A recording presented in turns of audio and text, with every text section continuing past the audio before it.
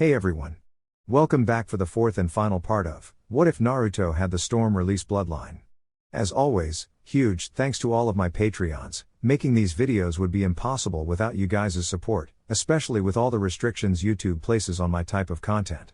After this video, feel free to head over there, where you can find about 30 other different stories to enjoy. Also, feel free to send me any messages over there if you have any questions or even if you just want to chat. Link to all of that will be in the description. Anyways, everyone, enjoy the video. Chapter 24. Hokage Office. Naruto appeared in the office with a flash of blue light. Mom, shit got ugly. Tsunade opened a drawer filled with sake at the conversation that was about to go down. Start from the beginning. Tsunade took a swig. Naruto then began to give her a detailed report of what went down during the mission. He told her about how he transformed into Sasori in order to fool the spy, which turned out to be Kabuto, who managed to escape. Guren had stepped up to explain her fight with the glasses-wearing loser, is how she put it. Once done explaining her fight, Guren stepped back in order to let Naruto finish.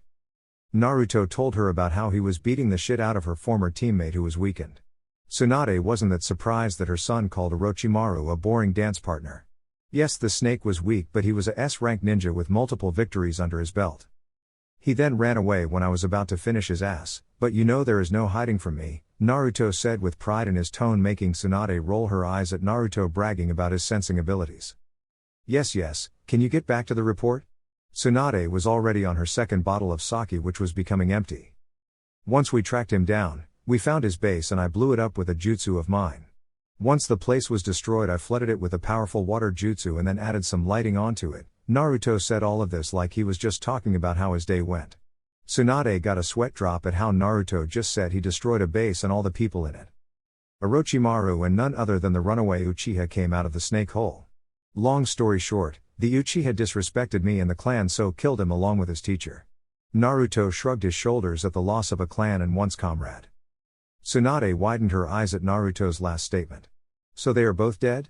Naruto only took out the scroll and tossed it to her. Tsunade caught it with ease and then set it on the desk and unsealed it, allowing the dead bodies of Sasuke and Orochimaru to appear on the desk. Tsunade gazed at the bodies with a critical eye to make sure this was no joke and they were actually dead. I see, this is the real deal. You should expect nothing less from none other than Naruto Uzumaki. Naruto crossed his arms and smirked at the Hokage. His features then changed into a serious face. Now what is this I hear about the stone sending 500 ninjas to the land of grass? Tsunade also got serious. That is true, and I have already sent ninjas to confront them along with backing up the land of grass. Guren, Kakashi, and Sakura, who didn't know about this, gasped in shock. They had no doubt that this would spark the fourth great ninja war. Do you want me to go and back them up? I could easily wipe that force out. Naruto asked, knowing full well he had the power to make such things happen. I would like to, but you have been requested for a mission by the Princess of the Land of Spring in 2 days. Plus, the force I've sent will be good enough to handle this. A smile crossed Naruto's face for a little. He hadn't seen her in a long time but did have a good farewell. What does she need? Sakura, Kakashi, and Guren left the room to do their own thing. He would see Guren whenever he got home, and Sakura was most likely going to hang out with her boyfriend. Which reminded him he needed to have a talk with that bony fella. I need you to protect the materials we will be receiving from the land of snow. If it's just me, I can simply teleport them here. Tsunade shook her head. I forgot to mention. She requested Rukia Uzumaki and your team. Naruto's eyes widened. No way. I am cool with doing the mission with my team, but I can't go with Rukia-chan. My missions are way too dangerous for her. Tsunade only sighed at this. She knew he would react like this. Look, Naru. Tsunade's look softened and spoke in a motherly tone to Naruto. Rukia-chan isn't a little girl anymore, and you can't keep treating her like that. She is strong enough to be placed as an A-rank ninja in the bingo book. You saw firsthand how strong she was, and you will also be there to protect her. Tsunade had gotten up from her desk and walked over to Naruto and was able to look him directly in the eyes. If you keep trying to baby her, she won't grow any stronger, and it will only make her eager to leave the village and explore for herself. Tsunade then brought Naruto in for a hug. I am worried just as much as you are. I am the one who has to send her out on these missions, and there is also a war coming. I don't want to see any more of the people I love die to this cursed ninja lifestyle. Tsunade put her head onto Naruto's chest. The blonde, being shocked at seeing his normally strong mother in such a fragile state right now, wrapped his arms around her in a protective manner and went over her words. Cursed ninja lifestyle. Naruto then remembered seeing the destroyed land of his clan's village and all the skeletons of the kids and innocent people. That was not something he wanted to happen to Rukia or anyone who had a family they loved. I already have plans on fixing the shinobi lifestyle, this only hardens my resolve to make such changes. Out with the old and in with the new. Naruto pulled back from the hug and had a determined look for what reason Tsunade didn't know. Naruto gave her a kiss on the forehead much like she did to him. It will all work out in the end. Just trust in me. Naruto wiggled the green necklace she had given him. Naruto then flashed away, leaving Tsunade in the office to get back to her paperwork so she could go to the compound and get drunk. Uzumaki compound. Naruto appeared inside the compound. It was the afternoon and mostly everyone was relaxing around the place. Kin was setting out drinks for everyone in her maid's outfit. The black-haired girl then saw him and smiled brightly. Naruto-sama. The shout alerted everyone to Naruto being home and they all waved. Naruto gave Kin a hug since she was holding him with a smile. So how's it going? Naruto asked, giving the girl a kiss. Great, Naruto-sama, everyone is having a good time. Why are you here? A voice he hadn't heard asked in an irritated tone. Well, everyone except her, Kin said and sighed at the woman who was making her way to Naruto. And who are you? Naruto asked with a raised eyebrow. If the spiritual pressure he could feel was anything to go by, then he had a good idea. He saw the woman give him a rather arrogant smile. So no Shirayuki. The now named Zanpakuto was a beautiful woman. She had clean pale skin with hair white as the richest snow that fell down to her lower back. Her hair was parted by a blue star clip on the left side of her hair. Icy blue eyes that looked similar to his in a way. Sode was wearing an all-white kimono that had large sleeves, a long hem, and it had a pale yellow-green obi wrapped around her waist. Naruto looked at his girls behind her who were making lewd hand gestures and giving him thumbs up. This was Anko, Guren, Tuya, Tsunami, who was a secret freak, and even the shy Shizune. Naruto sent them all a wink and turned back to his daughter's sword spirit. The women really needed to chill out and he knew just what to do. Were you even listening to me, idiot? Shirayuki yelled in his face with her blue eyes glaring at him. Hours later. Naruto was sitting on the couch drinking tea he got from Kin with a satisfied smirk on his face. Around him was the rest of the family. They were currently looking at the red-faced Shirayuki. It was a good thing Rukia was outside so she couldn't see her like this and not the proper women she knew. So? Tuya asked, leaning in with a smirk. How was it? Anko asked with her own smirk. The white-haired sword spirit tried to fight of the looks until it got too much for her. It was amazing and I called him master. Everything was silent after her outburst, only making her more embarrassed that she said that.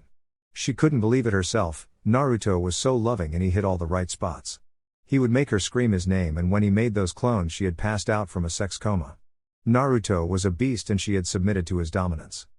They all started to laugh at her, causing her to go red from embarrassment, and she ran out to the back where Rukia was out training. Naruto calmed down from his laughing fit and got up from his seat and walked to the backyard to see what Rukia was up to. He was wearing orange shorts with black slip-on sandals with no socks. He was wearing a baggy white t-shirt with a red Uzumaki spiral on the back. Naruto watched as Rukia performed different stances and slices along with attacks. Hado number 33 Sukatsui. Rukia held her right arm extended like she was about to perform a palm thrust and her left hand on her right forearm. A blue ball gathered and Naruto raised an eyebrow at the attack that looked similar to his storm-release supernova. Naruto saw Rukia launch the attack with immense speed and saw it cause a massive explosion that shook the ground. Naruto then saw Rukia disappear in her incomplete flash step above the explosion site and perform an overhead slice that shot giant ice spikes from her sword. However, Naruto saw a flaw in her movements. Good job, Rukia-chan. But can you do that flash step again? Rukia looked over with surprise at Naruto before she registered what Naruto asked of her. The purple-eyed girl nodded and left in another flash step. There it is again. Naruto narrowed his eyes and flew over to the panting girl. I've noticed a problem in your flash step. Rukia widened her eyes in surprise. She knew something was wrong with it, but she just couldn't figure it out. What is it, father? Can you help me?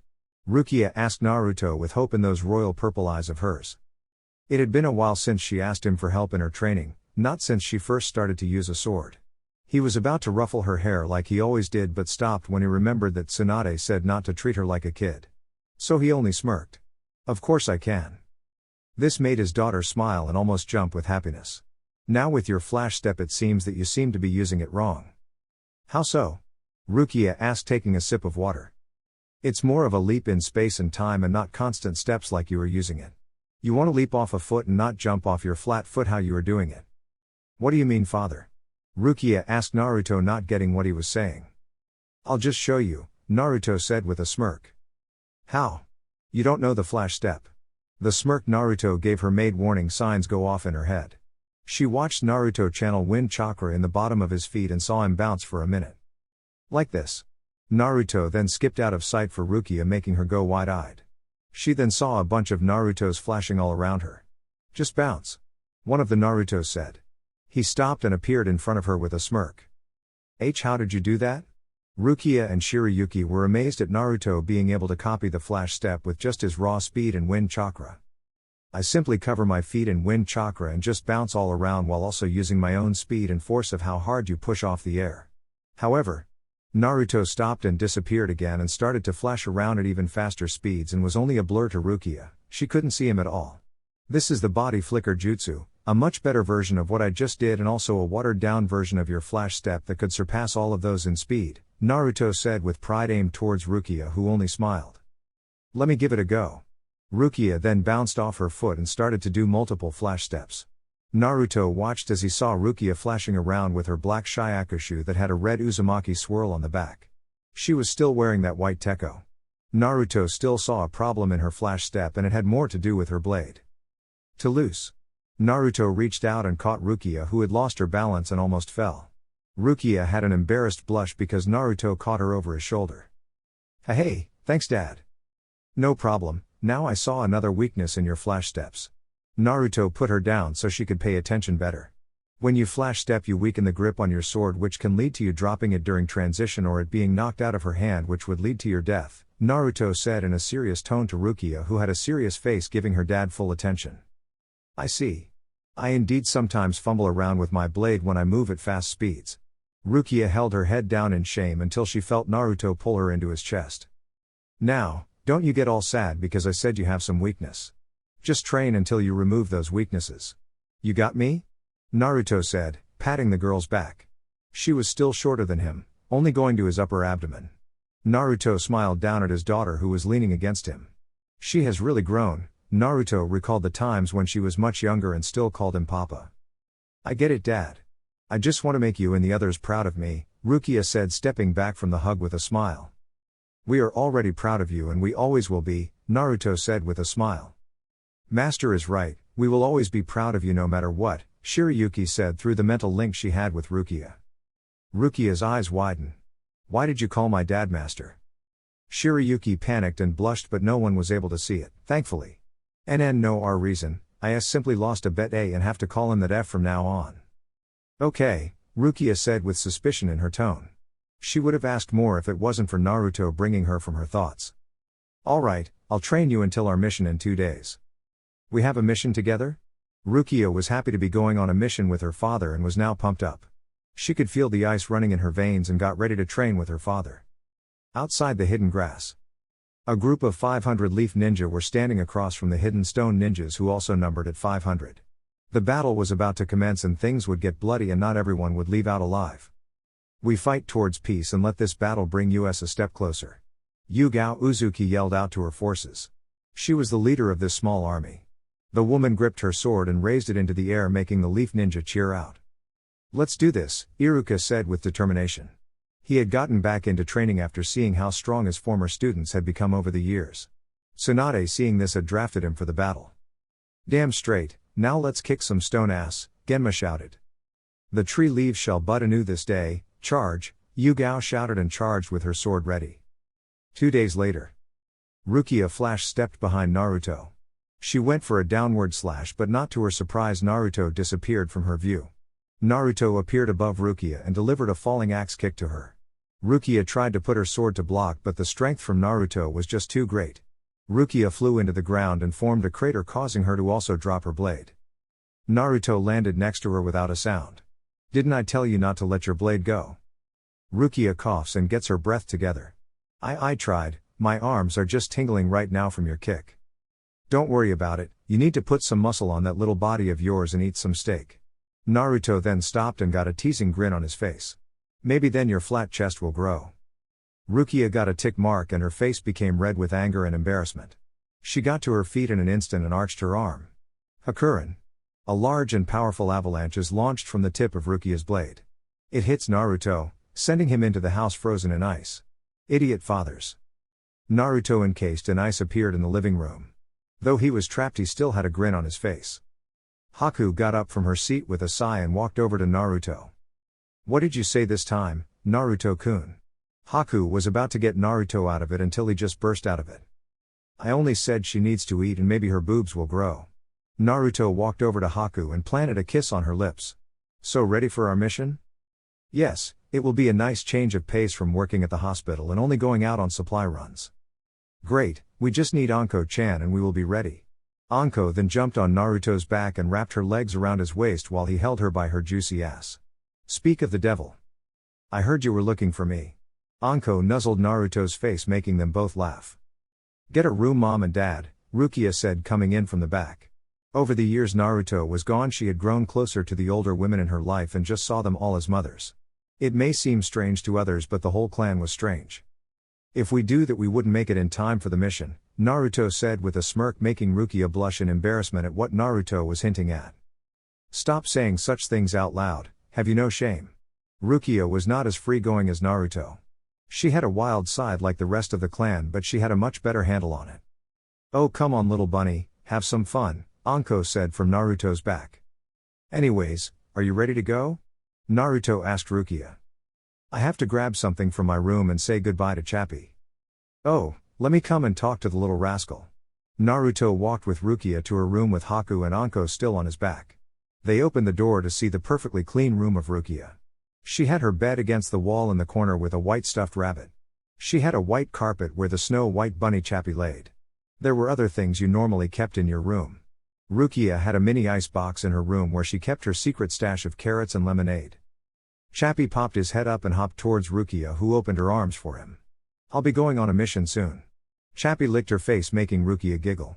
Just go through the rabbit door if you need something. Rukia had made a doggy door but changed the name to Rabbit Hole. What's up, Chappie? Naruto started to rub the bunny's head, who leaned into his hand. I am glad you are getting along with my daughter. Yes, Chappie is just a sweetheart, Haku said and rubbed the white rabbit's head. Okay, let's get going, we wouldn't want the Hokage storming into the place, Anko said with a chuckle. I know what you mean, she has a real mean streak, Naruto said and walked to the door. Okay, just let me grab one more thing, Rukia said and went to her dresser and pulled out some fancy white goggles that she placed on her forehead while she moved her headband to her left arm bicep. Why are you wearing goggles? Naruto questions with a tilt of his head. Well, I just think they look really cool, Rukia said with a bright smile. If you like them, that's all that matters. Let's just go before Granny Tsunade blows a casket. Naruto placed a hand on Rukia's shoulder while Haku wrapped her arms around him. He left in a blue flash. Hokage office. We are about to leave, Hokage-sama, Rukia said with a bow, making Tsunade smile at the young girl. Yay mom, so don't grow any gray hair while we're gone, Naruto said with a smirk, making Anko and Haku giggle while Rukia elbowed him in the side. Why can't you be more like your daughter? Tsunade said with a giant tick mark on her forehead. If I was like that, I wouldn't be as badass. Naruto patted his chest, which was covered by a regular jounin vest. He was wearing the regular Leaf Ninja outfit, except he had a Uzumaki flag on his waist along with a black sword holster horizontally on his lower back. He was also wearing fingerless gloves which had a metal plating on the back of the hand. Well, I hope Rukia doesn't follow in your footsteps, Tsunade said with crossed arms. We don't need her flying around with ice dragons. She looked up to see Naruto and Rukia crossing something out on a list. You wrote that down, Tsunade yelled, slamming her hands on the desk. Naruto and Rukia looked away with a sheepish look. No. They both said at the same time. Get out, Tsunade yelled.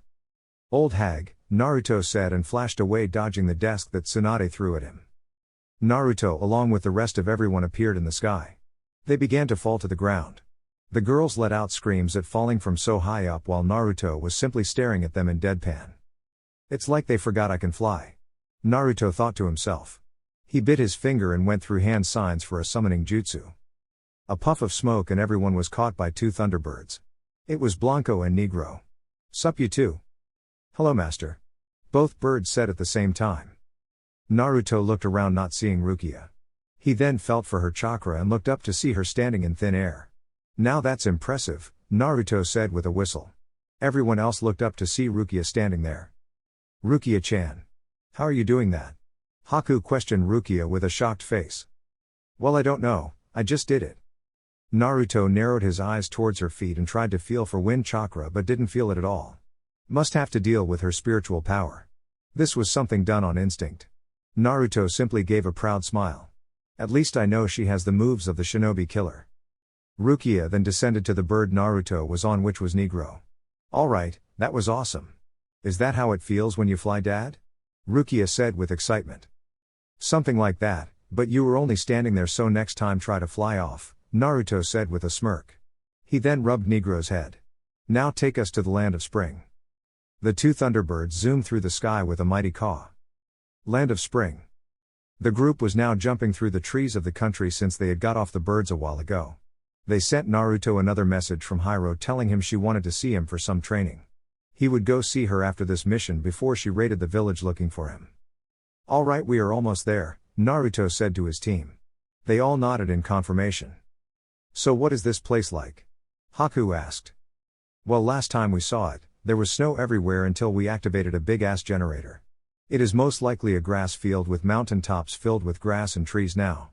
Naruto answers Haku's question without missing a beat from tree jumping. Naruto then stopped on the next branch, making everyone stop on his tree. The blonde wasn't really focused on what was going on. He closed his eyes and reached out with his senses. Naruto-kun? Anko asked with a head tilt. She saw Naruto drop to a knee and place his index finger on the ground. They all knew he was trying to sense something. He only got in this position if he was double-checking. This meant the person was either strong or it was multiple people. They then saw his face split into a full grin. Or he was about to have the fight of his life. Naruto then got up with his grin still in place. Let's go. Naruto dashed off at a faster pace, causing the others to try and keep up with him. The blonde fingered the sheath of his sword with barely contained excitement. Naruto-kun, what has you so excited? Anko asked the question everyone wanted to know. It's time. He simply replied, not really giving anything away and only bringing more questions to their mind. They all kept jumping until something shot out of the trees at blinding speeds and connected with Naruto, who threw his fist out with a grin to match what just collided with him. The force from which they collided blew the others back, causing just Naruto and the figure to be in the tree. Rukia came back to her senses and saw her dad in an intense taijutsu battle with what looked like a woman. She saw Naruto block and dodge a round of punches. Naruto then kneed the person in the stomach and grabbed them by the stomach and flipped them into a tree, causing them to crash through it. She watched as Naruto flew after them with a grin on his face. Naruto and the person were jumping through the trees and clashing at the same time at speeds she could barely keep up with. It seems her dad was still holding back when he showed her his speed. Naruto received an uppercut which shot his head back and got several punches to the gut, which was finished by a straight kick, sending him flying through a horde of trees. Rukia saw Naruto get up from the tree and launch back in the fight with some blood coming from his lip. However, he was still grinning and seemed to be having fun. His fight then resumed and he seemed to have the upper hand in the fight this time. She watched as Naruto ducked a left hook and rose up with his own uppercut, making the woman rise off her feet. Naruto backflips in the air and then zoomed back down with a dynamic entry which landed with the woman's stomach, sending her crashing into a grassy plain, causing a trench to form with her body in it. Naruto then hovered a good distance in the air and had a smirk on his face. Well, it seems you are looking submissive and breedable as ever, Naruto said with a playful smirk down to the women who had gotten up and now had red cheeks. You stupid birdbrain. Stop saying such nonsense to me, Kurotsuchi yelled with a tick mark on her forehead. Naruto laughed at the black-haired teenage girl who only seemed to get angrier. Sorry Kurotsuchi, it's just been so long since I've seen you and I just couldn't help myself, little bumblebee. The named Kurotsuchi now started to release her chakra, which melted the ground due to her bloodline. Naruto released his chakra as well, causing the sky to darken and thunder to sound. I'm going to beat you this time, Kurotsuchi yelled and went through hand signs and slammed her hands on the ground. Lava shot up from the ground like a geyser. So you want to play it like that? Naruto also went through hand signs of his own for one of his most powerful jutsu. The familiar 3 heads of Arashi started to form. When the beast finished, he rushed towards Kurotsuchi. The pink-eyed teen was on top of a giant golem covered in lava and earth. It was big like a bijou and matched the size of the towering Arashi. She rushed towards Naruto with a yell and clashed with her golem with his three-headed dragon beast, causing an explosive force to blow away everything in range. Chapter 25. Rukia was currently slashing her sword at her massive opponent. He looked about 7 feet tall and fat mixed with muscle on his body. He had a full beard and thick sideburns. His name was Kage, a strong Jounin ninja in the Hidden Stone Forces. Rukia was watching her dad fight the black-haired girl when she had to block an attack from this person. Rukia was sent into a tree and spit up some blood. She got to her feet shakily and wiped the blood from her lip and got ready to do battle again. Despite the situation she was in, there was a grin on her face just like her father's. She too enjoyed a good battle now and then, but not to her father's level. Is that it? I can still keep dancing, Rukia said and got her sword ready once again. Why are you grinning like that? I am going to kill you. Kage charged Rukia at great speeds for someone his size. Rukia charged back at him to his surprise and met his fist with her sword. Naruto punched away Kurotsuchi to see Rukia in a fight with Kage and hoped she could pull through in this fight. He knew she was strong, but could she defeat an elite Jounin on her own? This would be the strongest opponent she has faced yet. Naruto's attention was stopped when he was punched from the top of Arashi's head and sent flying. Pay attention. Kurotsuchi flew down to Naruto, leaving their 2 giant beasts to duke it out. She puffed out her chest and shot a giant lava dragon towards him. Naruto saw this and went through his own hand signs. Storm release, King Thunder. A giant thunderbird made from his bloodline raced towards the lava dragon and exploded with tremendous force. The blonde flashed towards the top of Arashi and sent a giant storm fist towards the lava golem, hitting it in the face, making it stumble back and cause great damage to the surroundings. Naruto saw Kurotsuchi flash back on top of the lava golem. She had lost her hidden stone flak jacket and was now in her red shirt that had one sleeve. It had a couple of burns along with holes. Seems you survived the blast, but not untouched. You're one to talk. Half your flak jacket is destroyed and you have a busted lip, Kurotsuchi yelled towards Naruto. They had been fighting for a good amount of time, but he was always healing and the only signs of showing he was taking damage was his clothes being destroyed. Yet, through all this he was still giving her an excited smirk. He loved to fight too much. Don't worry little bee, this face that you love so much will be back to new in no time. Naruto almost burst out laughing when he saw the vein on her forehead throb. You are going down, Birdbrain. She charged with her golem, letting out a roar and a small smile on her face, one which Naruto noticed. They were enemies, but it was more like a platonic relationship if you asked Naruto. Doubtful. Naruto charged with a smile and Arashi letting out his own roar. Rukia flashes step away and forms ice spikes in the air and sends them down towards her enemy, who made an earth wall and blocked them all. Kage turned the wall into a dragon's head and made it launch towards Rukia, who widened her eyes. Rukia formed her own hand sign and formed an ice mirror and quickly jumped into it, evading the dragon. Crystal mirrors started to form all around Kage. The man then saw Rukia appear in all of the mirrors. Rukia then launched out of all the mirrors with intense speeds that the man could barely keep up with. Kage then began to get slashes all over his body at rapid speeds and he began to lose blood along with patience. This was the daughter of that monster Naruto Uzumaki. If he could kill her, there is no way he wouldn't be praised for his actions. He then received a kick to his face and a slash to his back along with an ice spike in his thigh. Kage let out a yell and earth spike shot from the ground, piercing all of the mirrors. Kage then encased himself in a stone pillar to avoid being hit from the rainfall of ice spikes falling down to him.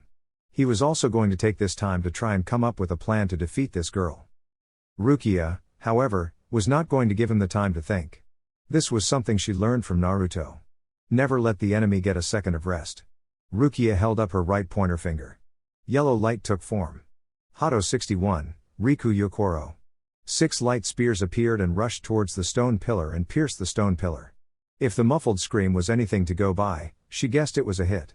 Rukia let out a sigh at the battle being over. That will keep him trapped until he passes out from blood loss. Rukia then looked over to where Anko and Haku were. It seems they were fighting off a small army going on to be 30 stone ninja. She decided to go and help them, but they really didn't need it since Anko was on that giant snake and Haku was dashing around being only a blur. You let your guard down. A voice behind Rukia said, and pain was the next thing she knew. Kage was able to stab her in the side with a kunai before she got away completely. How are you over here? You should be trapped, Rukia said in a voice full of pain. She was holding her side where the blood was pouring. What you trapped was only a rock clone, you should really pay more attention to your surroundings. Kage then appeared in front of Rukia and laid punch after punch on her small frame. Rukia tried to block the best she could, but in hand-to-hand there was no way she could beat him. She had to think of something else fast. Or this would be it for her. After dodging a punch from the man she was clearly faster than, Rukia sliced his gut, making blood gush from the wound. Using this chance to get some breathing room, an idea hit her. Let's dance. Shirayuki. Rukia's normal katana quickly turned pure white and her power increased a good amount. Kage, seeing this, scowled in anger. This brat would not outdo him. He flared his own chakra to a higher amount and felt the ground shake from their combined clashing forces. Rukia formed a single hand sign. Hidden mist jutsu. A thick mist started to form over the area of their fight, causing Kage to curse. His senses were not to a level where he could fight without his eyes. He dodged from an incoming attack using only his instincts and was able to bring up a kunai and deflect the incoming weapons. It was then he felt something crawl up his arms. Whatever it was forced both his arms behind his back and keep a tight grip on them. It was Hato number 4 Hinawa. It was meant to keep you trapped and unable to move. The mist then disappeared, allowing the stone ninja to see Rukia standing a good distance away from him. He could see her blade glowing and knew a major attack was about to come from that white blade. Consider yourself lucky for not fighting my father, or there would be no mercy for you. I don't need your mercy, bitch. Kage raged, trying to escape from his containment. All talk. Rukia answered him calmly and emotionlessly. Her spiritual pressure spiked and she glowed with power. Rukia stabbed the ground 4 times, allowing ice to float up from the holes in the ground before it all gathered towards the tip of her sword. Sujinomai Hakuren. A giant blast of ice exploded from Rukia's sword in a beam and quickly captured Kage, along with the rest of the stone ninja. Haku and Anko were fighting. The ground was littered with giant craters and pools of lava and electric water. There was blood splashed on the along with deep cuts made from a sword. You're getting slow. Naruto performed a spinning kick which sent Kurotsuchi flying. The black-haired teen let out a cry of pain and crashed into the ground. She had to quickly roll out the way of a falling elbow drop from Naruto which destroyed the ground. How are you not getting tired? She performed hand signs and sent out a stream of cement which caught Naruto's feet. She covered her hand in thick rock and quickly charged towards Naruto with great speed and punched him in the gut, sending him flying. The Iwa Jounin smirked at her attack power. Naruto got up from the ground and spit out some blood. Nice punch, but I could have done better. Naruto smirked cockily at her. Say the guy with a busted lip. Naruto would have said more if it wasn't for the scream of Rukia snapping his attention to her. Naruto was about to dash off but stopped when he grabbed Kurotsuchi's leg. Don't lose focus. She had an apologetic look on her face. She didn't want to stop him from going to her. Naruto knew playtime was over. He threw her a good distance away and got ready for his final trump card. It's been fun, but now it must end. You're right, this is my all. Kurotsuchi built her chakra up and got ready for her last attack. Because I like and respect you so much, I'll show you something nobody has had the pleasure to see. Naruto's chakra exploded off him and the air became chaotic. I shall show you my all. His hair then began to get frizzy and spike up even more. Naruto's once blonde locks were slowly becoming white. Naruto looked up and it revealed he had slitted blue eyes which sparked with electricity and his hair was completely white. Everyone stopped what they were doing and looked at the source of power. And no way? Anko said in awe at Naruto's power. She was also getting a little wet at him flexing his power. Holy shit. Haku couldn't believe the power coming from Naruto. Rukia looked in amazement towards her father. She felt pride at having a dad such as Naruto and also excited to one day match his power. The 3 elements that made up his storm release formed around his hand. Water. Wind. Lighting. Take pride in the fact that I used this form to take you down, little b. This was a form he discovered during his 3-year training. He took his storm release to another level. He forced out all the potential from his elements and literally became one with his bloodline. If a sensor tried to sense his power, they would go brain dead from the chaotic storm that was his power. Kurotsuchi took a step back in fear from Naruto's power. This was the first time she had seen him so serious fighting her. It was normally all fun and just a friendly rivalry. She began to have doubts about her own power and if she could ever match him again. His power now was out of this world. When she was going to take another step, she remembered what she had been training for. It was to surpass him, become the Kage of her village, and bring a new generation of the ninja world. I've still got more. She was going to go through more hand signs but stopped when Naruto left in a sound of static. We can fight some other time, Kurotsuchi. Naruto spoke in front of her. He then punched her in the gut so hard it knocked all the air out of her. Kurotsuchi let out a final gasp before her eyes rolled into the back of her head and lost consciousness. Naruto caught her with a smile. He laid her on the ground gently and left in a static once again. He appeared next to Rukia, who was holding her side in pain. Rukia-chan. Naruto deactivated the transformation and looked on as Haku healed Rukia. Dad. How did you get here so fast? Naruto let a small smirk cross his face. I am the fastest man alive after all. Hokage office. Tsunade was behind her desk going over the reports she had gotten from the recent battle that took part in the Land of Grass. It looked more like a war ground now, even though the battle took place outside the hidden village. Things still got dirty like most wars did. They had come out on top, thankfully, but the cost was great. Many ninja died and a lot of children would never see their mothers or fathers again. The Land of Grass had sent them a letter saying how thankful they were. In the letter it explained how they would like to set up an alliance which would be beneficial to both sides. They would offer up their protection and receive all kinds of goods and open use to trading routes. The Leaf just had to send ninja to their land to provide protection and also teach the limited military forces they have. Tsunade stamped a piece of paper and slid it to the side. She now looked at the ninja who had fallen in battle with a sorrowful face. So many great ninja died all to protect their village in hopes of seeing a new tomorrow. It was then her eyes widened in surprise at what she was looking at. It was a death report of Iruka Umino. He was killed by an earth jutsu and several kunai.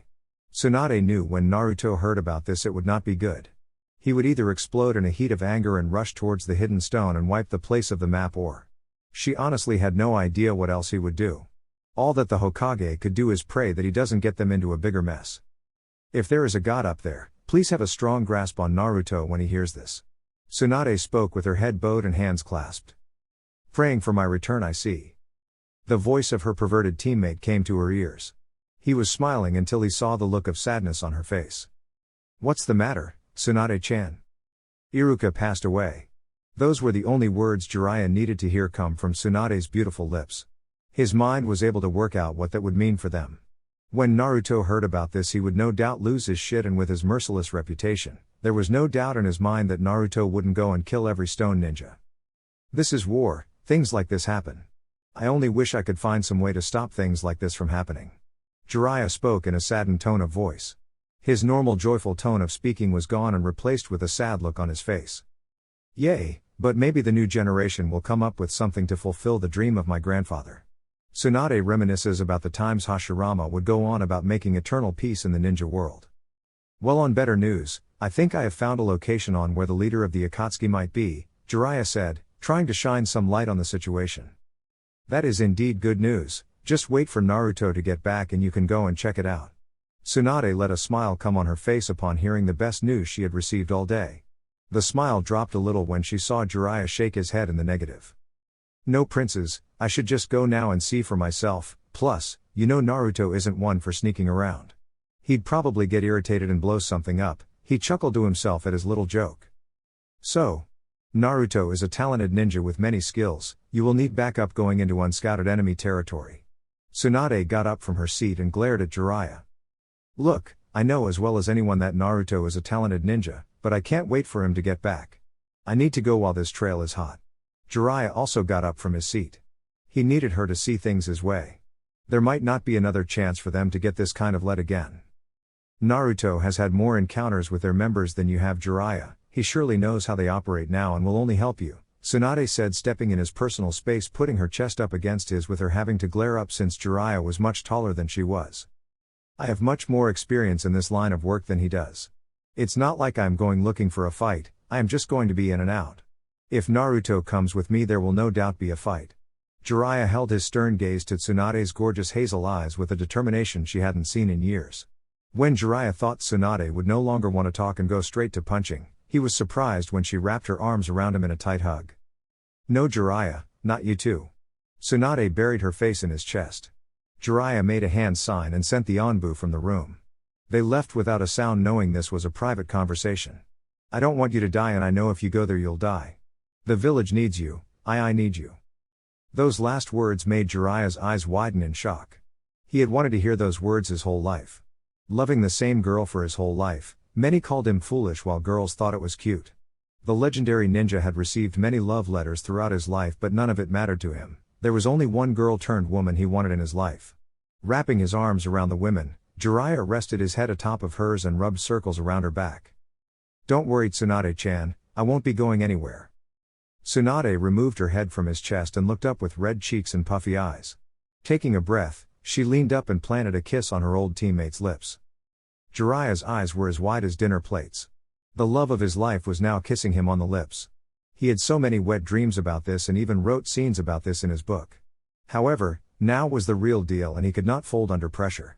Wrapping his arms around the slim waist of Tsunade, Jiraiya started to kiss back, pouring all the love he had stored up over the years into the kiss.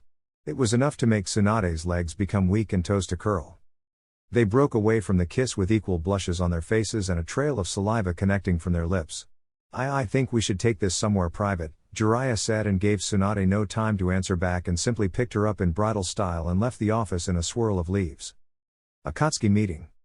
"I have got some information you all should know." The nasty-looking figure of Zetsu spoke, standing on the finger of the ghetto statue that was fucking empty. "What is it?" Pain asked, knowing any information Zetsu gave was great information. "Sasuke Uchiha and Orochimaru have been killed." Everyone was silent in the room. It was Konan, Pain, Toby, and Itachi. Nobody spoke up due to shock that they wouldn't show. It was then everyone's eyes turned to Itachi, who was doing his best to keep a calm face and keep his emotions in check. "Who killed them?" Itachi's voice came out blank as ever, but everyone could tell there was an edge in his voice. It was Naruto Uzumaki. Everyone was shocked once again that the blonde leaf ninja had struck again. Nobody was more shocked than Itachi. However, he remembered what Naruto had told him at the final valley 3 years ago. Was this what he meant by "I need to hurry up"? Itachi made a mission to go and speak with Naruto face to face. There was a part of him that wanted the blonde dead, while the leaf ninja side of him knew it was the right thing to do. And Itachi was a leaf ninja first. But it didn't matter anyway, he was going to die soon, so he might as well just go out like any good leaf ninja would. That's not all. He is currently out of the village and in the land of spring, fighting off a small fleet of stone ninja who wanted to take control of the place for the technology. Zetsu added in more information. "You have brought great information, Zetsu. We will use it to turn this little war around in our favor." Pain replied to Zetsu, trying to bring confidence back to the last members, but it was not working. He could see that Itachi was not all here. Konan stayed by his side. He could not tell what Toby was thinking. He really wanted to know what the man thought about this whole situation. "I've had enough." The deep voice came from the masked man of his thoughts. Toby had finally spoken up. "This brat is getting in the way of our plan and just turning the world upside down. We need to get back on track." "And just what are you saying?" Pain turned his vision to the masked man. "I, Madara Uchiha, am taking over." Pain's vision narrowed, but he didn't say anything since Madara had been the leader all along, but he didn't know that Itachi already suspected this in the first place. "Pain, you will go and capture Naruto Uzumaki. He has run rampant for too long." Land of Spring. Naruto and the group were in the throne room of the castle located at the center of the town. Koyuki was seated in her throne made from gold and had red cushions. There was a worried look on her face at seeing how everyone looked beat up. They had been ushered to the throne room as soon as they made it to the gates. "What happened to you guys?" Koyuki questioned with worry. Naruto smiled at the concern in the prince's eyes. "We simply ran into the enemy on the way here, but as you can see, we came out on top." He then looked down towards his daughter. "And it's all thanks to this ninja right here." Naruto gently patted Rukia's back. He was still a little sad that she took a major blow like that. He had told her to not drop her guard and make sure the enemy was dead, but she wasn't as ruthless as he was. Much more noble and respectful. "I simply did my duty as a leaf shinobi," Rukia said, respectful and a slight dust of pink on her cheeks from being the center of attention in such a situation. "Aw, come on, have a little more arrogance in you.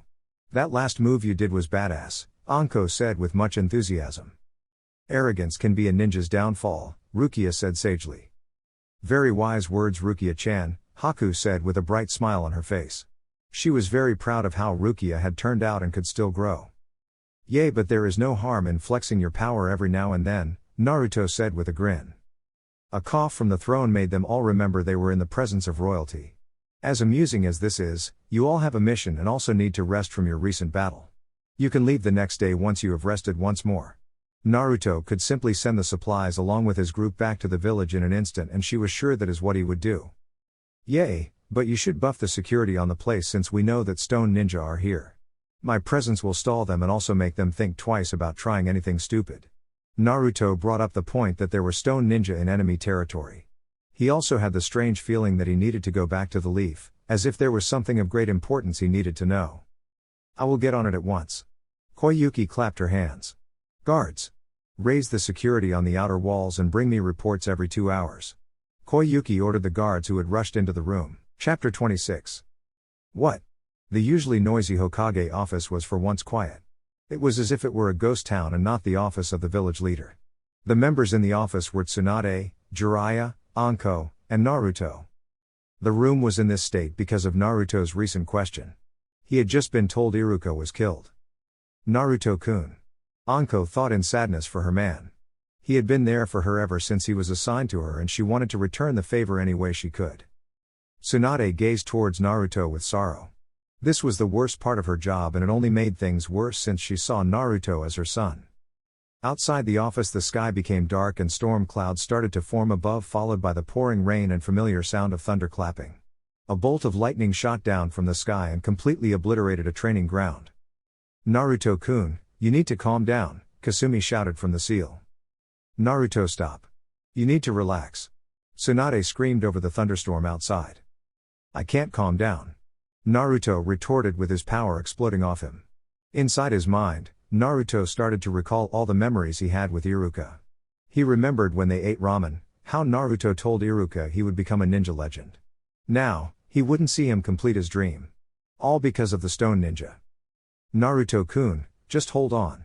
Anko tried to make her way towards Naruto but was blasted into the wall when Naruto released an enormous amount of power, blowing the roof of the building off, allowing the pouring rain to fall into the office. The blonde paid no attention to the fact that he just attacked everyone in the office and simply floated to the sky. Everyone then looked up and saw Naruto's hair turn completely white and his blue eyes become slit while his body hummed with power. This was Godspeed. Oh no, Tsunade whispered while looking up with trepidation at Naruto. Naruto. Don't do it, Jiraiya yelled towards Naruto, who was not listening and only had his mind focused on one goal at the moment. Destroying the hidden stone village. Naruto then took off, flying towards the direction of the hidden stone village with great speed. It sounded like thunder when Naruto took off with his full speed, flying at speeds faster than lighting itself. Damn! Tsunade smashed her desk, angry that Naruto was not listening to her. As a Hokage, it would be for the best if Naruto went and destroyed the hidden stone, but as Naruto's surrogate mother she was worried about the backlash something like this would have on his mental state. Nobody needed an insane Naruto flying around destroying countries. Tsunade only hoped that Naruto would calm down on his way to the village and have some mercy for the village, which was a very small chance since the teen was merciless. Things really got out of hand quickly. What was them reporting a successful protection mission and delivery of the supplies turned into her explaining how Iruka fell in battle. She knew that Naruto would react in some kind of violent way, and to no surprise she was correct, and indeed Naruto reacted in such a manner. Jiraiya had brought up the idea of trying to contain Naruto, which would not have worked. Naruto was far stronger than the both of them, and the only way they would be able to contain him is if Karen used her chains, but the redhead teen knew better than to try that again. Since last time, she said Naruto made his own Uzumaki chakra chains and completely overpowered hers and then proceeded to fly through the air while holding her with the chains. So expecting the worst but praying for the best, they got none of the above, and Naruto simply went apeshit and is about to commit mass genocide. In the dark clouds of the sky, Naruto was flying at immense speed with a blank face. There was no bloodthirsty grin on his face like there usually was when he was about to engage in a fight. Instead, he was like a calm storm. Or at least the eye of it, since he was about to wreak havoc in only a matter of minutes. Naruto looked down to see the rocky plains and mountain ranges of his target in range. The usual grin then started to make its way on his face while his blood began to pump in excitement. He was about to face a village by himself after all, and he would surely have a good dance. Naruto-kun, you should stop before it is too late. Kasumi tried to reason from within his head. I know how you are feeling, but you don't know how I feel at all. You are just a massive chakra who happens to be good with her mouth. You couldn't possibly know how I feel. Naruto retorted in anger, not even caring about what he just said to someone he loved. Kasumi inside the seal gasps and tears quickly form in her eyes. The orange fox ears laid flat on her head in sadness while her heart ached. It was true she was a massive chakra, but that didn't mean she didn't have feelings or a heart, and Naruto knew this, but he still said those hurtful words. Normally words like this wouldn't even bother Kasumi, but since it was coming from someone she loved and cherished. It just hit differently. And what did Naruto mean she knew nothing? Kasumi had told her about the life she had lived and how her father, the Sage of Six Paths, died and it hurt.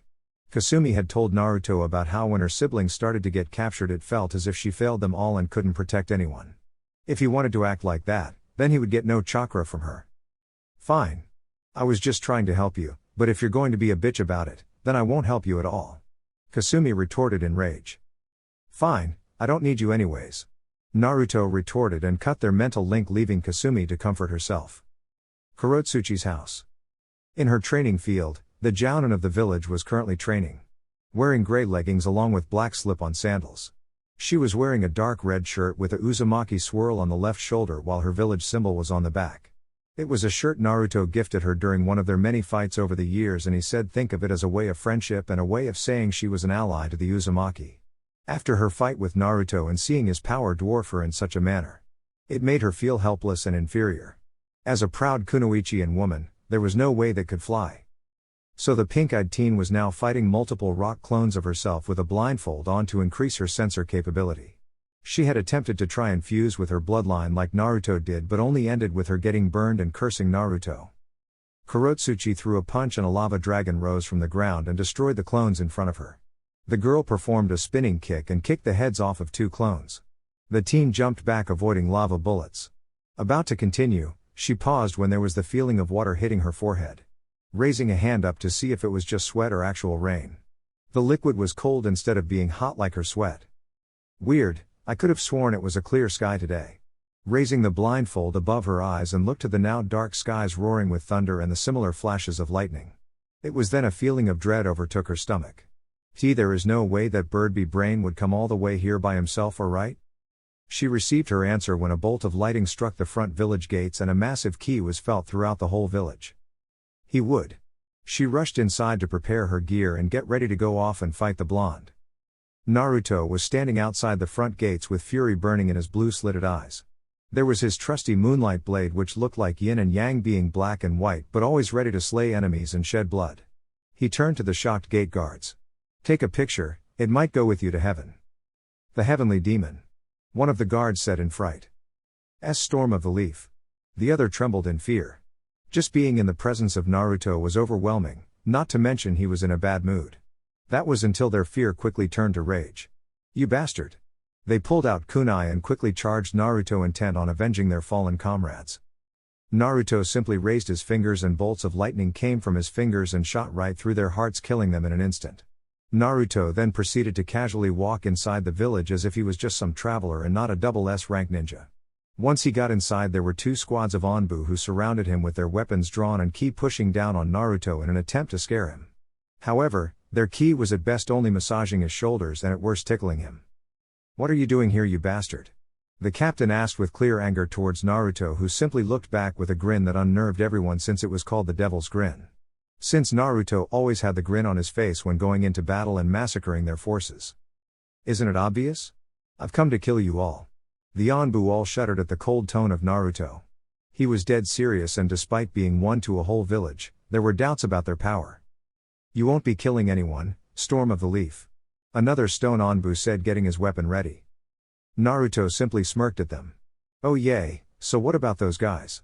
Naruto jerked a thumb to the dead gate guards. You are going to face the wrath of stone for that. All the Anbu went down to impale Naruto with their swords but only got impaled by chains. Naruto had manifested 12 chakra chains and stabbed all of them. He threw their bodies into buildings, causing extra damage to their dying bodies and village. The civilians who saw this cowered in fear and ran away screaming, afraid they would be next on Naruto's kill list. Naruto didn't even pay attention to them and simply started moving through the village, slicing down any stone ninja he saw, rather they be Junin, Chunin, or Jounin. Rather they be women, children, or men.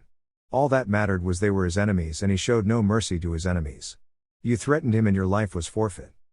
Naruto blocked stone bullets and turned to the direction it came from. He saw a dozen ninja on the roof shooting stone bullets. Really, stone pebbles. His sights then locked onto all of them and a rather sinister grin took form on his face. Naruto wasn't downright an evil person, nor did he go out of his way to be a dark person, but that did not mean he didn't enjoy the rather bad parts of the ninja lifestyle. He loved to fight, and the feeling of taking victory in an intense situation was rather addicting, but he tried not to become overcome by his bloodlust and bloody path of the ninja. All of that was thrown out of the window right now, and he would simply lay down his enemies like any ninja would. This is what came with war, and it was never pretty, but Naruto did not care at the moment. He was too blinded by his grief and rage, allowing his emotions to guide him for once in his life. Naruto disappeared from view, causing the stone ninja to panic and look around for the blonde. It was then they heard the sound of lightning crackling, but it was already too late. The leaf jounin fell on them like a bird coming down to claim a snake. Naruto and his several clones shoved their lightning-covered palms on their heads, causing their brains to fry and insides to melt. Lighting palm can really be deadly. Naruto covered his hands or palms in lightning and used them to directly attack his enemies or shoot blasts of lightning towards the enemy. He then saw more ninja quickly approaching him from all sides, and he grinned. If they wanted to play the numbers game, he could as well. Naruto crossed his fingers, and in a puff of smoke, 100 clones of Naruto appeared. He could make more, but that would just be overkill, and it would be no fun that way.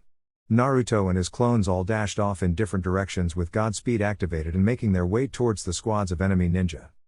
Onoki watched from the top of his tower in anger as this one brat completely demolished his village by himself. His pride was hurt at the fact a boy alone could do this much damage to his village. Naruto wasn't even using his summons, which would have only made things worse for the place. He watched as a giant stone golem raised its fist to smash Naruto to a blood stain on the ground. The blonde-haired teen simply grabbed the fist with one hand before smashing him and tossed the arm to the side, allowing the golem to be wide open. Onoki watched as Naruto did a jumping uppercut and took the golem's head clean off. He did that with just his strength alone. Onoki's eyes were wide as can be. Even he would have to dodge something like that. It wasn't over, however, though. It seems more ninja wanted to try their hand and smash him with giant golems. He's dead now. Onoki smirked in victory but couldn't shake the worry he had in his stomach at the young teen's grin. Die, demon. Onoki heard his ninja roar before sending their golems to attack. If you're going to call me demon. Naruto put his hand out and gripped air, allowing a giant blade of wind to be seen in his hand. Then you must say the heavenly. Naruto swung the giant wind blade in a wide arch and sliced all of the surrounding buildings in half, along with killing some ninja and the golems. My god, Onoki mumbled in shock and a little fear at Naruto. He was still sure that he could handle the blonde for the most part, but his speed and shadow clones would be a big problem. A horde of ninja jumped down in front of Naruto and didn't say anything, and only charged with their weapons ready to kill and jutsu on hand. Naruto jumped in the air and caught a falling lightning bolt and threw it towards the small army, causing a giant explosion to go off and blow up everything for miles. When the smoke cleared, it showed dead bodies and blood-stained streets, a real murder. More and more ninja appeared surrounding Naruto, who was already going through hand signs. Water-style raging seas. Titanic waves formed from thin air and swallowed up everything in its path like a starving beast, cackling the screams of terror that wanted to escape to the world. Naruto ducked, weaved and sidestepped multiple fist and sword strikes. The blonde launched consecutive punches at an undetectable speed, creating after images of his fist. It connected with tremendous force to his multiple enemies and caused colossal explosions to form from the power of his attacks. Ninja were sent flying from the shockwaves that occurred through the village. It felt like an earthquake was happening. While buildings were destroyed, Naruto backflipped out of the way of a lava dragon that would have done major damage. Why are you doing this, Naruto? Kurotsuchi asked in a sad tone. Sure, she had killed some leaf ninja, but that was on the battlefield where it was killed or be killed. In a way, Naruto could be said to be doing the same things, but this felt personal. Oh, Kuro-chan, nice to see you made it home safe. Naruto gave her a wave and smirk. Why are you attacking my village? Kuro yelled, losing her patience. I am simply taking out my enemies. Come on, you know how I do. Naruto went to slice off someone's head but was stopped when Kurotsuchi appeared and blocked the sword strike with her kunai. Before we fight, let me get the boss. Washi was cut off when the Naruto she was talking to left in a puff of smoke. That was a C clone doing all of this. A blue flash appeared a little in front of her, showing Naruto standing there. Except he was covered in blood and his sword dripped in the blood of its enemies. His white hair still spiked up while small blood drops stained his face. I'd rather not kill you, Bumblebee, Naruto said softly, a contrast to his bloody appearance. Then just leave. Whoever you are trying to avenge should be satisfied right now. You've taken enough lives today. Kurotsuchi told Naruto in an attempt to get him to calm down. The blonde then looked around at the damage he had done. There were collapsed buildings, deep trenches from his sword marks, and craters that could fill up a lake from his massive Rasengan. There were dead bodies everywhere along with people crying out for help. The ground rumbled and he saw his clones launching all kinds of jutsu, even different elements from his main water, wind, and lightning. The village was a wreck and in shambles. The blonde's eyes widened in shock. This looked like a massacre. A one-sided beatdown. Now that he has calmed down and could think straight. I meant to come and kill you guys, but I didn't want to destroy your village, or at least not to this level. What do you mean? Are you not feeling guilty after everything you have done? Kurotsuchi asked in disbelief. Naruto looked towards his friend in pity. Look, little B, I came up on the streets. From the very beginning I was cutthroat. I just couldn't have mercy growing up in the worst part of the village. Not to mention becoming a ninja where we are trained to kill. My sensei is a bloodthirsty lunatic and I hold the strongest Bijou who just so happened to have a lot of malice and hate. Naruto's eyes then widened at remembering those people. Now that his mind was clear, he could comprehend what he said and did to both some of his precious people. Kasumi. Kasumi.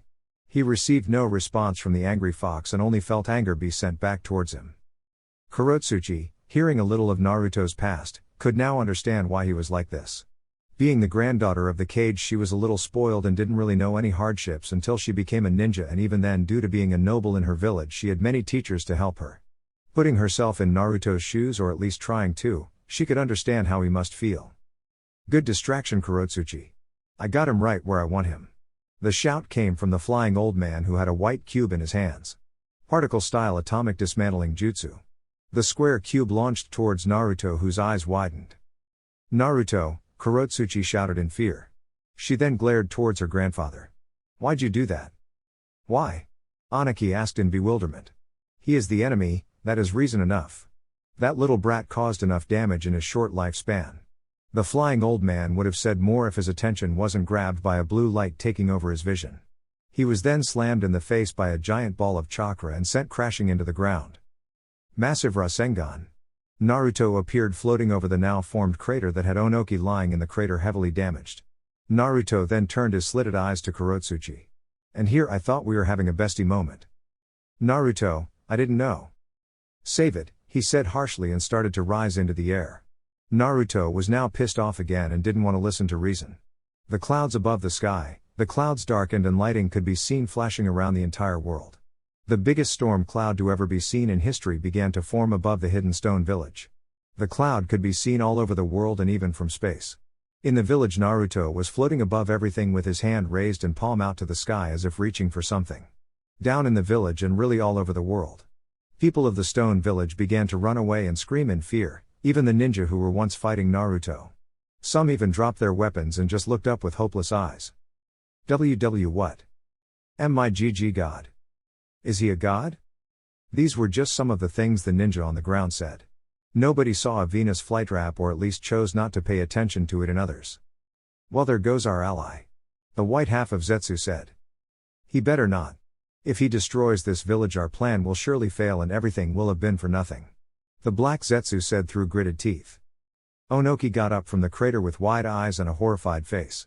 He quickly flew up to the skies even though he just wanted to get some rest after taking that point-blank Rasengan. I have to do something. He got a good distance above the sky and aimed his hands upwards to wipe the whole cloud out. This would be his biggest particle style ever. Once Onoki got it charged up enough, he launched it with a shout and watched as it didn't even dent the giant cloud. As thanks for entertaining me, I'll blow you all clean away. Naruto grinned and closed his hand. Or at least would have if something or someone grabbed his hand. Naruto looked to his palm that was almost closed and saw a ghostly hand. He followed the hand and traced it back to a familiar face.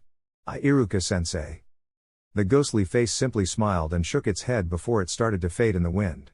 Wait, Iruka. Don't go. Naruto reached out to try and get a hold of his fading sensei.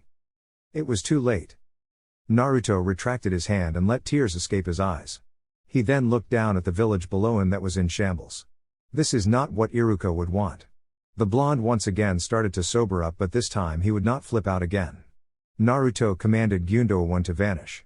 He was about to turn all of Earth Country into a smoking crater but was stopped at the last second. I have done enough.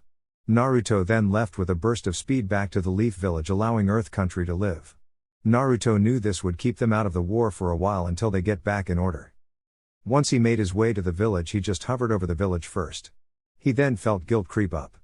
He acted out in the office, which he could see was being repaired. Naruto then saw Anko, and his guilt only grew at seeing the limp in her step, and not a limp from a good night in bed. Naruto concluded she must have injured her back when Naruto blew her into the wall. He then remembered what he said to Kasumi and only felt his sadness increase. "I'm sorry, everyone." The blonde then remembered what his summons had told him and now chose this as a good time to go and see what Hiro wanted. Naruto bit his thumb and did the summoning to send himself to the land of the Thunderbirds. Summoning World. Naruto appeared in a puff of smoke on a mountain peak. He looked over and found he was outside a cave on the side of the mountain that was surrounded by thunder clouds and endless lightning streaks. This place had winds that could blow you off your feet when it really picks up, along with very little oxygen, with being so high in the air. The blonde looked around and saw countless birds flying around, letting out caws and shrieks. Naruto-sama. The blonde looked off the cliffside and saw a giant orange six-winged bird flying towards him. The bird had a long feather on the top of its head that was blue, in contrast to its orange body. "Blaze!" Naruto shouted with a smile as the bird flew right into him, sending Naruto crashing into the cliffside. He wrapped his arms around the giant bird and started giving it a big hug. "How are you doing, girl? I haven't seen you in years." The now named Blaze smiled the best a bird could and let out happy moans as Naruto rubbed right behind her feathers like he used to all those years ago. "I've been good, as you can see," Blaze said and licked Naruto's face, making him smile happily. "You're telling me, last time I saw you I could sit you on my head." Naruto broke away from the hug. This was his home while being in the summon world, and Blaze would always come and chill with him when she wasn't training. "So what are you doing here, Naruto-sama?" Blaze asked curiously. Naruto's look turned sad and regretful. It was then Blaze got a good look at Naruto. He was all bloody and his white hair was stained with blood. It looked like he just came from a war zone. "I am here to train and also get some peace of mind." "Oh, Hiro-sama has wanted you to come for a while now. She doesn't like how you kept her waiting," Blaze said with a nod. "Yay, I bet the old lady will try and talk my ear off about it." "Hey! You know she doesn't like when you call her old lady." Blaze worried that Naruto would be hurt and get in trouble. "Yay, whatever." Naruto waved Blaze off nonchalantly. "Let me go wash up and then I will head over to see what she needs." Naruto walked into the cave, which had all the things a regular home had. "Okay, I will let the boss lady know you're here." Blaze saluted Naruto like a soldier with one of her wings. She then flew off at great speeds and left a trail of lightning behind. After 20 minutes Naruto walked out the cave refreshed and ready to train. He was wearing an orange wife beater, allowing his toned arms to breathe free to the world. White baggy pants along with white slip-ons. He then took flight and flew to the highest mountain peak and Mother's Nest to see the boss summon. Naruto pierced the last set of clouds and saw a giant bird's nest, but quickly ducked a lightning bolt aimed for his face. "Hey, that would have hurt." "Oh, shut up. It's not like it would have killed you." The familiar womanly voice of Hiro sounded. "It's nice to see you as well," Naruto said and hovered over to the bird and laid in her comfy feathers. "I didn't call you here to rest," Hiro said, but didn't make any attempt to move Naruto. "Yeah, I know, but you are just so comfy." Naruto rolled around in her feathers looking like a child playing in mud. This caused Hiro's brow to twitch and want to smack him with one of her wings. "In all seriousness, what is wrong with you? I can feel there is something bothering you, plus I don't see that little fox Kasumi hanging around your neck like always." Hiro questioned Naruto. Knowing him for almost 4 years now, she could tell when something is bothering him. "I said and did some things I shouldn't have," Naruto said, putting his face in her feathers to hide his shame. "What did you do?" Hiro asked, annoyed. "Just send someone to go and look at the stone village, and while you do that, can you tell my mom I am here to train?" Naruto retorted, not looking up. "Fine." Hiro called some birds up here and then told them what to do and watched as they left in lightning bolts. "Now." Hiro lifted Naruto off of her with her wing and stood up. "It's time for us to get training." Naruto rolled over on his back. "Training in what?" "We are going to make you a sage." Hiro puffed her chest out and had pride all in her tone. "You mean one of those bald guys who walk around the world trying to speak about peace and get no action with women?" Naruto did a fake gag. "I think I'm going to be sick." "Yes and no, plus didn't you say that Jiraiya called you the child of prophecy and you would bring peace to the world?" "Yay, he also said he slept with a princess." Naruto laughed outright. "Well anyways, you will become a sage, but not like those bald guys as you put it. We would not want such a wimp for our summoner." Hiro laid her yellow piercing eyes on Naruto. "Now get up, we need to get going, you're gonna be here for a while." While Naruto was in the summoning world, 6 people in black cloaks with red clouds were traveling through the forest. Soon, I will have the 9 and 4 tails. Then peace can be achieved. Chapter 27. 7 people dropped from the trees and landed on the grass. This alerted 3 leaf ninjas to their presence. Who are you? Why are you here? The individuals remained silent until the one in the middle spoke up. Where can I find Naruto Uzumaki? That was something the leaf ninja were not expecting. Sure, people came in and asked to see big names all the time, but there was something off about this person. It was then that the third leaf ninja noticed the outfit of the people were wearing. Hey guys, that's the cloaks we were warned about. The ninja whispered to his friend.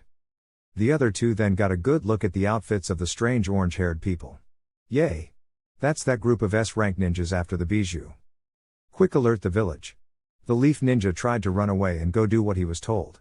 That was until he was pulled back by some unnatural force. Pain the leader grabbed the ninja by the throat. Where can I find him? I won't tell you anything. Then die. Pain summoned a black rod and stabbed the man through the heart, killing him in an instant. A path with long orange hair walked up to the other 2 leaf ninjas who were frozen with fear. Will you talk? The leaf ninja then got themselves under control and pulled out weapons. Not a word. The path quickly rushed in and delivered 2 quick punches which left them stunned and dazed. The path grabbed them by the head and pulled out 2 translucent objects. It absorbed the 2 souls and gained their memories of the situation. They don't know where he is. The human path spoke up after receiving and going through the memories of the 2. We will go into the village and cause pain. Then they will understand true pain. The Deva path said. He gave out mental commands and they all watched as the summoning path jumped into the air over the village gates. The animal path passed through an invisible barrier which alerted the village to her presence. Before the female body could hit the ground, it went through hand sign and summoned the other paths of pain. Let's go. The Deva path said and separated in all directions. The following moments of the village were complete madness. These 6 figures were causing mass amounts of damage all over the village and killing people left and right. They destroyed buildings and killed other leaf ninja who didn't tell them where Naruto Uzumaki was located. It appeared that the leaf ninja possessed more loyalty than the figured. They seemed to worship and appreciate the Jinchuriki more than normal. This just meant they needed to destroy the village more. On the Hokage tower stood Jiraiya and Tsunade. The Toad Sage was about to jump out until they heard someone land behind them. It's been a long time, Jiraiya-sensei. The voice of Pain announced his presence behind them. The 2 looked at Pain confused. That was until Jiraiya remembered who the person was. He saw an image of a child smiling brightly. Why Yahiko, I thought you died. That person is gone, replaced by Pain. Jiraiya, you know this guy? Tsunade asked while not taking her eyes off of Pain. He is one of the 3 rain Genin I took under my wing when we were in the Hidden Rain village. Their names were Nagato, Konan, and Yahiko. Jiraiya informed his lover. I was informed they died back in the war, but it seems I was lied to. Yahiko is dead. And only Pain remains. The Devapath spoke. What happened to you? And where are Nagato and Konan? Those are Nagato's eyes, Jiraiya said, referring to the Rinnegan in the path's eyes. He remembered it was the same eyes Nagato had as a child. This world changed me, I was introduced to Pain. The path spoke up. You and every other person in the world. Tsunade interrupted. She was really getting tired of these brats claiming the world wronged them. They always went on and on about how the world did this and that and everyone should pay for it just because they suffered. They then made up some holy plan on how they would bring peace. I shall bring peace to this cursed world. I wish to end the cycle of hatred. Pain voiced with his arms out and head held high. And there it was. Tsunade internally sighed at the whole situation. Tsunade then remembered that there were these 3 kids in the Rain Village. Maybe she should have let Orochimaru kill the damn kids and they wouldn't be here. What peace is this? You are destroying our home, many innocents are dying, Jiraiya shouted at his former student. I taught you better than this. It is a necessary sacrifice needed to pave the way towards peace. Pain lectured in a blank tone. You're a monster, Jiraiya said. You've changed, and it is not for the best. So Naruto Uzumaki could also be called a monster, yes? Pain replied. What are you saying? You'd better watch your mouth when you speak about him, Tsunade said dangerously while sending the man a dangerous glare. Yes, you see yourself as mother and son. Pain spoke up unbothered by the killing intent coming from the Hokage. Your son kills without hesitation and lays waste to anyone who crosses his path. Wouldn't he be called a monster? Don't even compare yourself with him. Naruto does what he does for his village and those he holds close to him. Tsunade retorted. But what about last week? Tsunade noticeably flinched at the words from Pain. It has been a week since Naruto disappeared and the whole world knows that Naruto went and attacked the hidden stone by himself. He killed many people who were just going about their day, kind of like today. Just look for yourself. Pain motioned for the 2 Kage-level ninja to look at their village that was in shambles. They could see demolished building along with giant animals going around destroying anything that moved. They saw various leaf ninja scattered and either dying or dead. Tsunade had summoned her slugs in an attempt to help keep everyone alive, but it just didn't work. The damage was too great. People cried for help and wished there was someone who could and come stop all of this pain. Do you see? This is Pain. Your son caused the same kind of damage in the stone not too long ago. Pain grabbed their attention once again. Well, I'm also a monster. I have done and killed many in my lifetime. Jiraiya proclaimed proudly and had no shame. He would not allow any slander on his godson, even if Pain was right in some aspects. Me too, Tsunade said just as proud. Pain looked at them and he was a little shocked that these two would call themselves monsters. That they would slander their names in such a manner. And for what? All because of Naruto Uzumaki. It was then he received the information from one of the other paths. He had found out where Naruto was. So he is in the summoning realm, Pain said with satisfaction. Above all of them and hundreds of meters in the sky was a 6-winged thunderbird. It watched as the village was being destroyed. The bird was sent out and meant to warn Naruto if something had gone wrong during the time Naruto was away. This seemed like a great time to alert the boss. Pain raised to the sky, having seen no need to keep talking to the two in front of him any longer. He had no idea where this summoning world Naruto was in, but he would have Zetsu look for it. Except Pain. No Pain. Pain was now floating in the sky, hovering over everyone like a god. Those who do not understand Pain will never know true peace. Tsunade and Jiraiya got a bad feeling about everything that was about to go down. When people flew into the air, it always meant some massive attack was coming up. Up in the clouds, the bird went through hand signs with 2 of its wings. Summoning jutsu. Pain hovered over all of the village. This world shall know pain. The wind picked up and a white blinding light casted over the whole village. Almighty Pooh. Sit the fuck down. Pain was sent falling from the sky with great speeds, looking more like a meteor falling from space. He had no idea what hit him, but if the words he heard were anything to go by, he had a good idea who it was. The sky cleared up and revealed the now cloudy skies. It was revealed to be Naruto Uzumaki floating above them all with 6 white wings on his back. The skies cracked with lightning while the wind was monstrous. When the people of the Leaf looked up to see Naruto flapping his wings above them, they all started to cheer in happiness. They all felt hope return to them at the sight of their hero coming to save them. Wow, he has wings now, Jiraiya shouted with surprise. That must be his sage mode, Tsunade said in awe. Naruto looked down on the village with a relieved smile. He thought that he wouldn't make it in time, but it seems he did make it after all. He used his chakra sensing to feel for his family and was able to locate them. Tsunami and Inari were in the clan compound, which was protected by seals. The others were out fighting, and Naruto could feel a change in Rukia's power if he felt that strange coldness. It was like the normal cold feeling he got from her, but only much more stronger. Naruto would think about it later, he had a job to do right now. Naruto folded his wings and dropped down like a comet with great speeds which could barely be seen by those on the ground. His white wings swung furiously and caused tornadoes to pick up and destroy the forest where he sent Pain crashing into. Naruto landed on the ground and crossed his arms and let his wings move, which showed his outfit. It was his classic blue armor styled after the second Hokage. Under his armor was a black long sleeve and white gloves with seals written on them. He had black pants which were tucked into black ninja sandals. Naruto's eyes had changed into blue slits while he had blue pigmentation around his eyes. "Come on out, punk," Naruto shouted and unsheathed his sword, which had changed. The once black and white blade was now a red thin katana. The blade was red and became a dark blue as it went further up the blade. The guard was in the shape of a yin and yang, but red and yellow this time. The protective wrapping was black in color and possessed a yellow jewel on the bottom. Naruto swung his sword in a wide arc at the trees, which cut them all in half and caused them to topple over. Out came the 6 paths of pain with their blank faces. "You will come with us, 9 tails. Do I look like I have 9 big fucking tails? Maybe you should get your eyes checked. It matters not, you will be coming with us whether you like it or not." Naruto noticed that the guy was in perfect condition. After taking a fall from that height and speed, he should be dead or at least heavily damaged. You're right, it doesn't matter, I'll just kill you anyways. You cannot kill a god. And you can't beat a demon. I shall slay this demon in front of me. I'll be called God Slayer after this.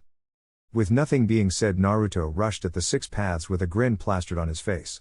He threw a punch at the woman in the back who was not looking at him. She evaded at the last second and sent a punch, but Naruto easily grabbed her arm and broke it with ease, causing the limb to hang limply. How did she dodge that? I was way faster than her.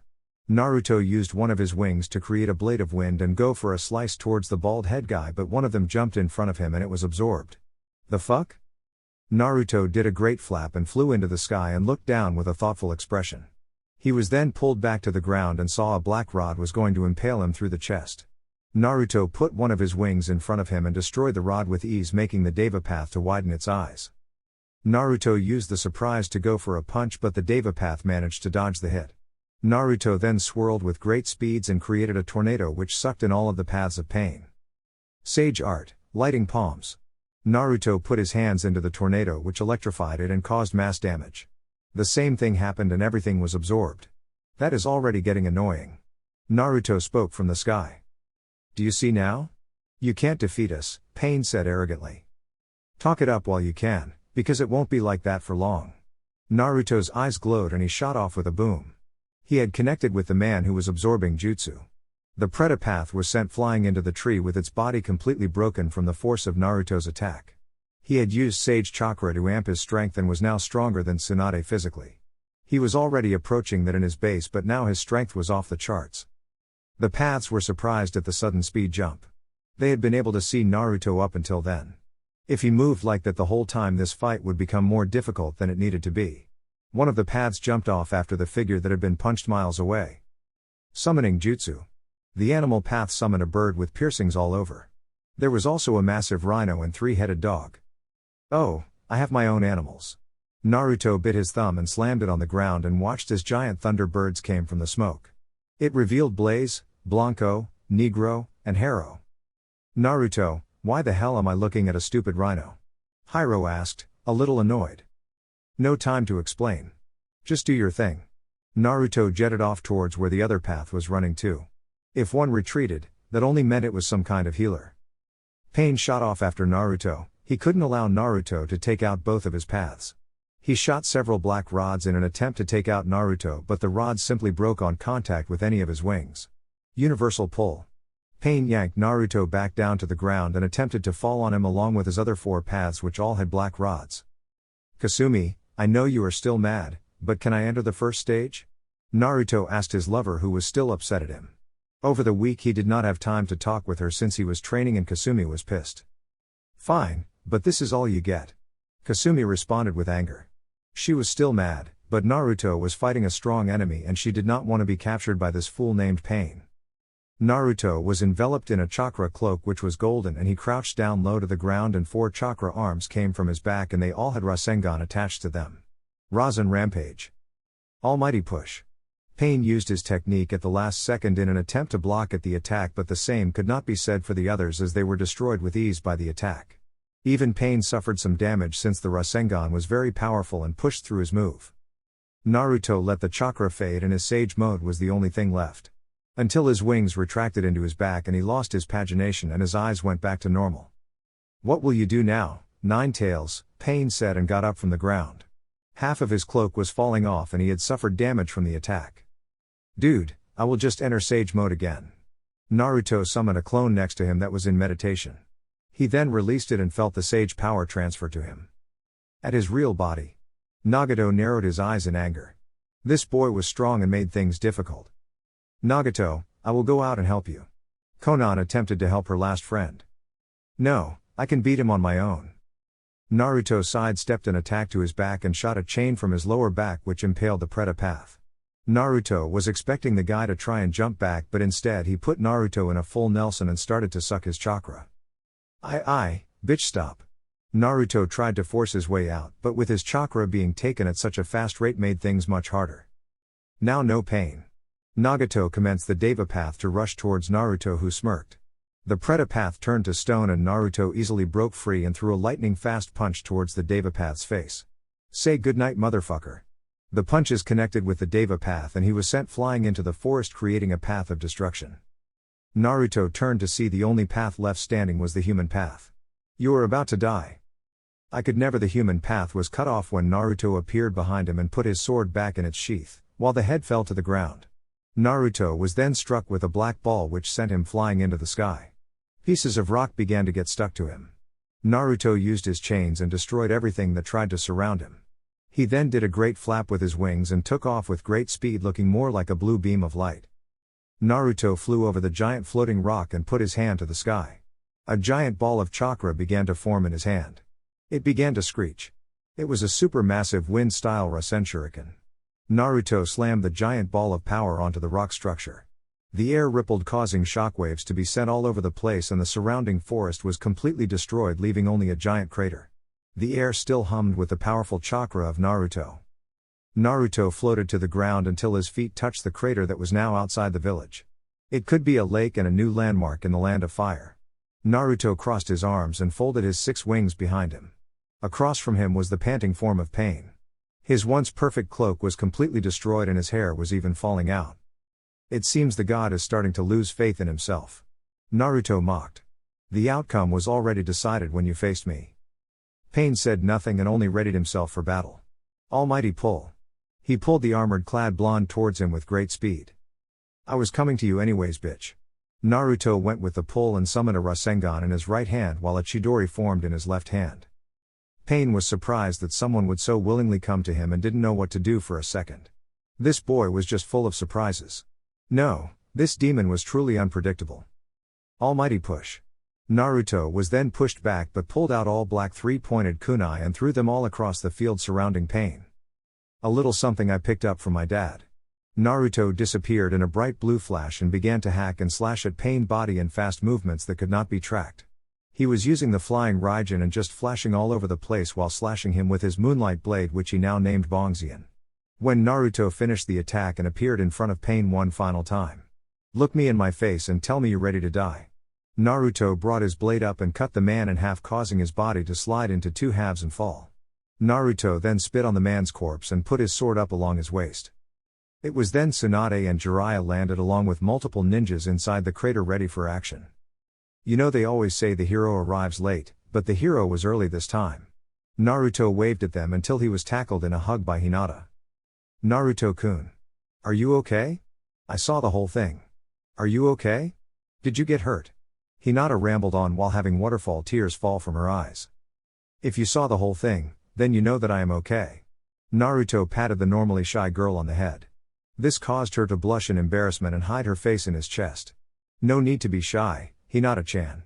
Naruto grabbed her by the chin and delivered a loving kiss to her lips, causing the girl to go red from the public affection. NN Naruto-kun, you are always so blunt. Hinata played with her fingers and looked down with a cute blush. Naruto then looked up and saw Jiraiya and Tsunade walking up.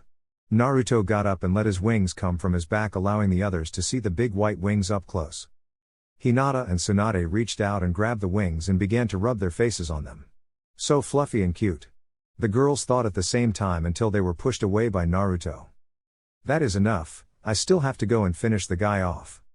What do you mean, he is already dead? Tsunade said and looked at the dead body in the crater. Nah, this is just some puppet. Naruto kicked the body. I take this rod and I can feel where the little rat is hiding. Naruto picked up a rod and looked off in the distance. I will come with you, Jiraiya said, stepping up. He is my ex-student after all. Are you sure? I plan to kill the guy. Naruto told Jiraiya. The Toad Sage shook his head. Naruto, you can't just kill everyone you fight. You never know when your enemy might become your ally. If they are my enemy, they have already signed their death warrant.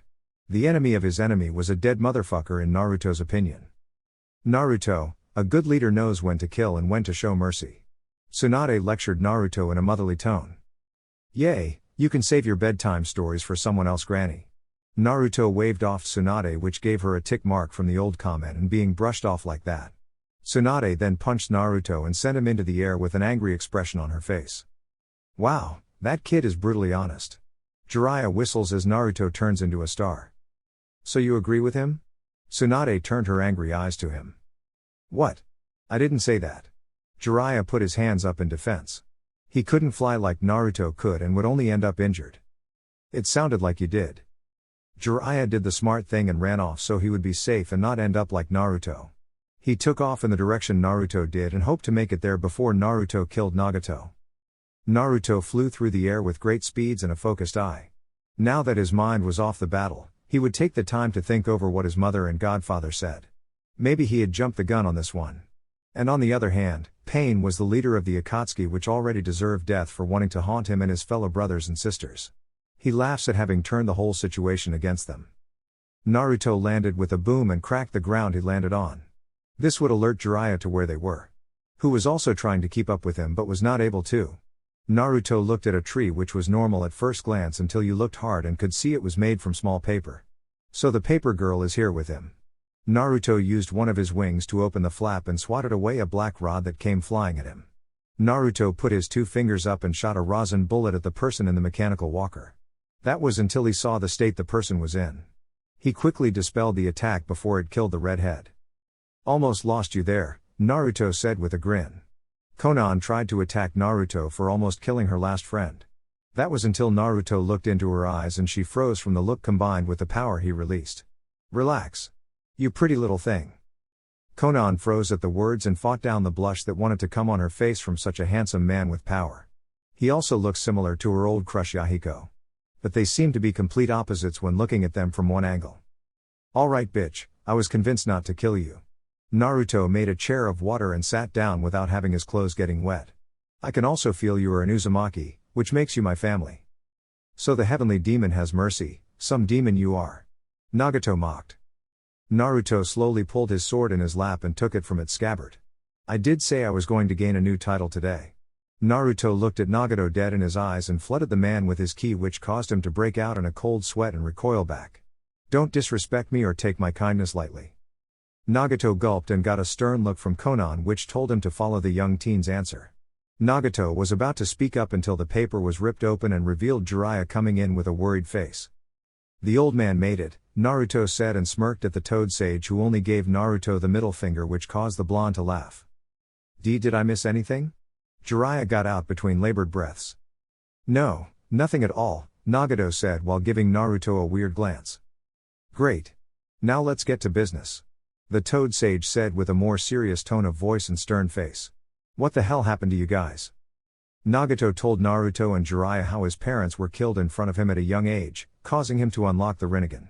What really shocked them was that Nagato said the people who killed his parents were Leaf Ninja. All because of the war that was raging on at the time.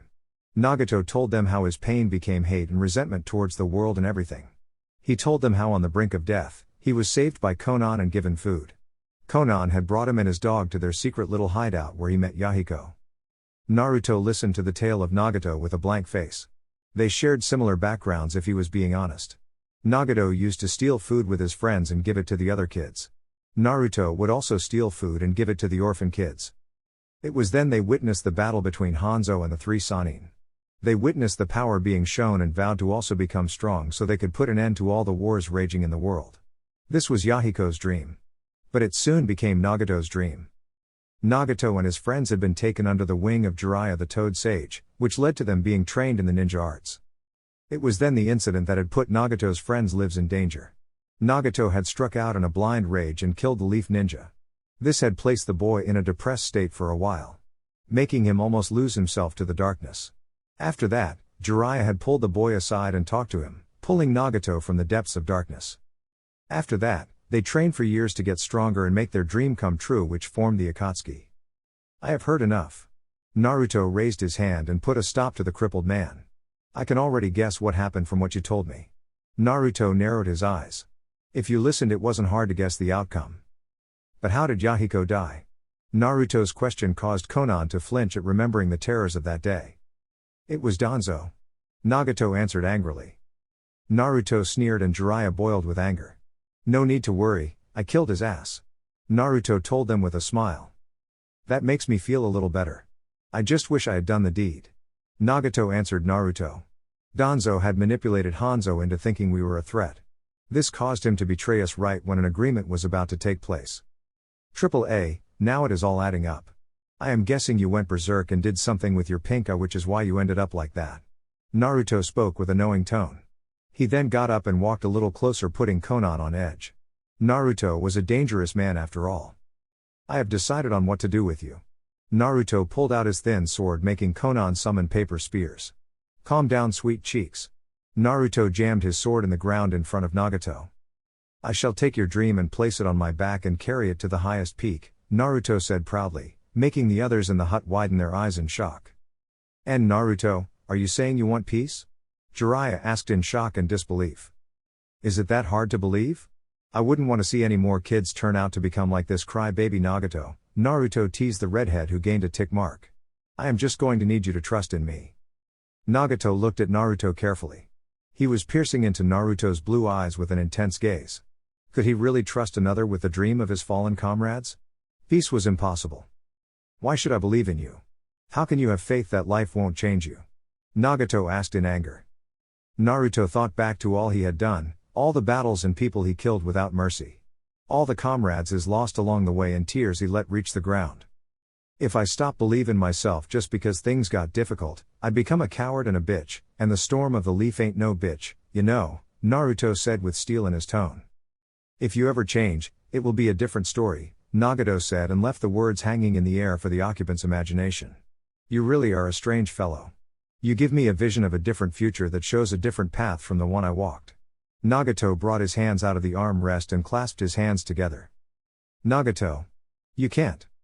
I must. It will be a way of repaying my sins. In the hidden leaf, the king of hell rose from the ground and opened its huge mouth. From the mouth came multiple green lights that shot out in the air and started revving the multiple people who had fallen in battle. Naruto watched silently as the Uzumaki's hair turned white and looked like he was about to die on the spot. He let out a smile of gratitude. Make sure you keep your word, Nagato said with heavy breaths. He then turned to Konan and gave one last smile to the teary-eyed woman. Nagato looked at Naruto one last time with heavy eyes. Take my eyes. Nagato passed away with a smile on his face. Naruto looked shocked for a second and looked at Jiraiya as if asking the man what to do. Look, I know it was his dying wish, but I don't want his eyes, Naruto said, making Jiraiya gasp in shock. What are you saying? Do you know how powerful those eyes are? Yay, I fought the guy after all. Naruto then got an idea. What if we make his eyes a trap? Hey! My friend's eyes are not some toy you can play with, Konan said protectively. Look, Paper Princess, Naruto said, still not calling Konan by her name. If we just leave his eyes alone, someone will obviously come after them. Which will put your village and life in danger. Naruto told her seriously. Konan knew full well. Madara would definitely come and try to take the eyes away from her and use them for his own goal. But this felt wrong, I mean he just died for Christ's sake. But if this didn't happen, the path to peace would be destroyed and chaos would break. Fine, but what are you going to do with them? Konan asked in a tone that left no argument. I am going to blow them up, Naruto said simply. Konan and Jiraiya blinked. What? Chapter 28. He did what? A young handsome man asked with irritation. Lord B has disappeared. A busty woman with an emotionless face said once again. The dashing man smacked his face with his hand. He then glared at Samui. I thought you said, we won't let him out of our sight. The man said in a voice much like the busty woman. The woman looked away with a little bit of red on her cheeks and a somewhat embarrassed face. Not cool. It was Samui and Naruto talking in the living room of his compound. She had come with her team, which included Kaoru and Amoe. Those two were currently off, probably arguing somewhere. Don't worry Samui, I will talk to Gyuki. He will tell me where the idiot is, Naruto said and closed his eyes to connect to the bijou. One more thing. Naruto cracked open an eye at Samui. The rampage is also called a 5-Kage summit. About? Naruto raised his eyebrow in question. It's about the Akatsuki. Now that you have beat Pain, he wants to know what will happen now. Not to mention the war with the leaf and stone going on right now. Samui told Naruto. Naruto hummed in thought. This is actually a good chance to finish the Akatsuki. How so? Samui asked. She had no idea how all the Kage in one position would make this the perfect chance to finish them. Look, there is this masked fellow who is lurking in the background, he will no doubt show his masked face in an attempt to get these. Once Naruto finished his sentence, he pulled out a glass jar filled with green liquid.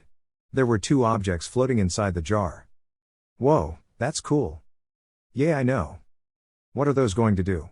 Samui asked, leaning closer, allowing Naruto to gain a better look at her cleavage, but he didn't look since he already had women in his life and Kasumi's were bigger anyways. That reminded him that he really should talk to her. It's a trap, sugar tits, Naruto said, grinning, and placed the jar back in a seal. Don't call me that, Samui said coldly. What? Sugar tits? Samui's glare intensified, but it did nothing to Naruto. Now that he knew she hated the name, he would call her that until he died. They both turned to the window where a crow was pecking at it. But the crow was weird since its eyes had a Sharingan instead of black eyes. Great, what does this fool want? Naruto opened the window and the bird flew in and landed on his shoulder. Meet me outside the village in 3 minutes. Or else. The voice of Itachi sounded through the crow. Bitch. Naruto quipped sharply and grabbed the bird by the neck before opening the window and throwing it outside the village with great speed. All they heard was the cries of the bird. These fools go learn to quit playing with me. Naruto patted his orange button-up that was open, showing his chest. Was that Itachi Uchiha? Samui said hesitantly. Why was Naruto taking such a criminal so lightly? He was a S-rank ninja. Yay, he's probably here to talk about his weak-ass brother. Naruto picked up a cup that had a brown substance in it. This was some liquor he got from Thunder's Peak, which was where his summons resided. The liquid inside was called Henne, and it was some good stuff. Hario had a whole stash and decided to give him some as a reward for gaining Sage Mode. That's right, you killed his brother. Shouldn't you be a little worried? Samui was worried for her friend. The woman didn't have many friends, so she cherished the one she had. Nah, Itachi's just a peaceful guy. He will understand. And if he doesn't? Naruto got an excited grin. Then we dance. You're crazy, Samui said in deadpan. Being sane is boring. You should try being crazy, it's quite fun. Naruto then walked to his room to meditate and find that rapping fool. Maybe they could hop on a track. He chuckled at that, maybe after everything was done. Naruto walked down the hall of the compound. He then got the idea to check on his daughter to see what she was doing. Naruto walked to the door and opened it without knocking and wished he had knocked. Rukia was wearing nothing but her underwear and was getting dressed, but she was exposed and he could see everything. Ah! Rukia screamed with a bright red face. Sorry. Naruto slammed the door and ran off to his room. Rukia was in her room, embarrassed and covering her chest. Chappie bounced over and licked her face. Stupid fathers, Rukia mumbled while she just cuddled with Chappie. She's going to be mad at me for a while. A thought then came to Naruto. I'd better knock on Inari's door from now on, or I might find him jerking off. Naruto shuddered at having to witness something like that. Naruto cleared his mind and sat on his bed in a meditation pose. He began to relax and let his mind wander while being completely still. This was much easier now, thanks to the training he did at Thunder's Peak. His sage training was really hellish. During training, Naruto had to ride a completely raw lightning bolt from the sky. He also had to meditate in the middle of a hurricane until he created the eye of the storm around him. Naruto then felt his mind leave him. Mindscape. Naruto was then in a beautiful valley. There were several humongous hills that stretched for miles. A calm river flowed through the middle of the two overbearing hills. The grass was rich and green along with the trees that flowed in the wind. Man, I sure did a good job with this one. Naruto patted his chest in pride. Until he felt the murderous intent of Kasumi. Naruto looked over to a small cabin sitting alongside the river. Through the blinds, Naruto could see the angry slitted eyes of Kasumi. If looks could kill. The blonde then began to walk to the cabin while the pressure only increased. It felt like 3 mountains were sitting on Naruto's shoulders. Naruto made it to the front door and he knocked on it. Kasumi-chan, I'm here to make up with you. Naruto received no reply from the other side of the door, making him sigh in sadness. Look, I am sorry for what I said and it was completely out of line. You didn't deserve that. I didn't mean anything I said and hope you could find it in your heart to forgive me. Go away, faggot, Kasumi shouted from the other side of the door. Now that was just uncalled for, Naruto said, irritated. Now you know how it feels. Kasumi growled from behind the door. Can you at least open the door so I can see your beautiful face? Naruto tried again to get Kasumi to open up. But the fox was being stubborn. Why should I? How could you even think of saying those things to me? I've been nothing but good to you. Naruto heard Kasumi's voice crack from behind the door and he began to feel guilt rise once again. I was being an inconsiderate asshole. I miss you Kasumi-chan and I want to fix things between us, Naruto said with hope shining in his blue eyes and his palm gently resting on the door. On the other side of the door, Kasumi had happy tears in her eyes and her hand rested in the same spot where Naruto was. Her orange hair flowed down her back and her usually well-kept white kimono was in a mess. This past week has been hell for the fox. Kasumi wanted to do nothing but run back into Naruto's arms and let him hold her like he always did. Kasumi opened the door and she had finally been able to see Naruto's handsome face once again. Before Naruto said anything, Kasumi raised her hand and slapped him across the face, sending Naruto's head to the side. I deserve that, Naruto said and brought his head back so he could stare at the beautiful face of Kasumi. Her flowing orange hair that resembled flowing lava to her blood-red eyes. That sharp face and whisker marks along with her cute button nose. Those orange-white tipped fox ears and tails.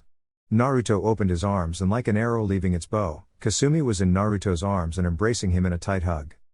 I missed you so much, Kasumi mumbled into Naruto's shoulder. She wrapped her tails around both of them.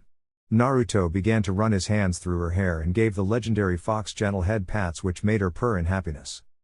And I've missed you. Naruto kissed the top of Kasumi's head and smiled at the two of them being able to make up. Naruto-kun. Saying that word felt so good to Kasumi. She hadn't said it in what felt like years and was happy to finally say it to the person she loved. Yes? Naruto smiled at hearing Kasumi say his name and not call him bitch or faggot.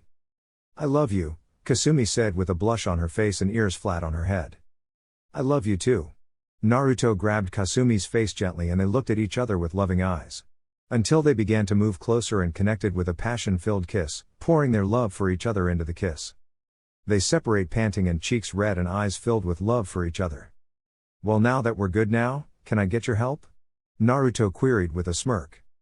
I already know, you want me to talk to my brother and see where he and B are, right?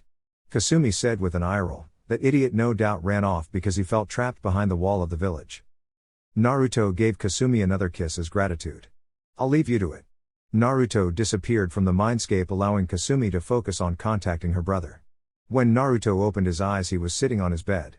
Let's go talk to the local snake charmer. Naruto rolled off his bed and left his room to where Anko's room was.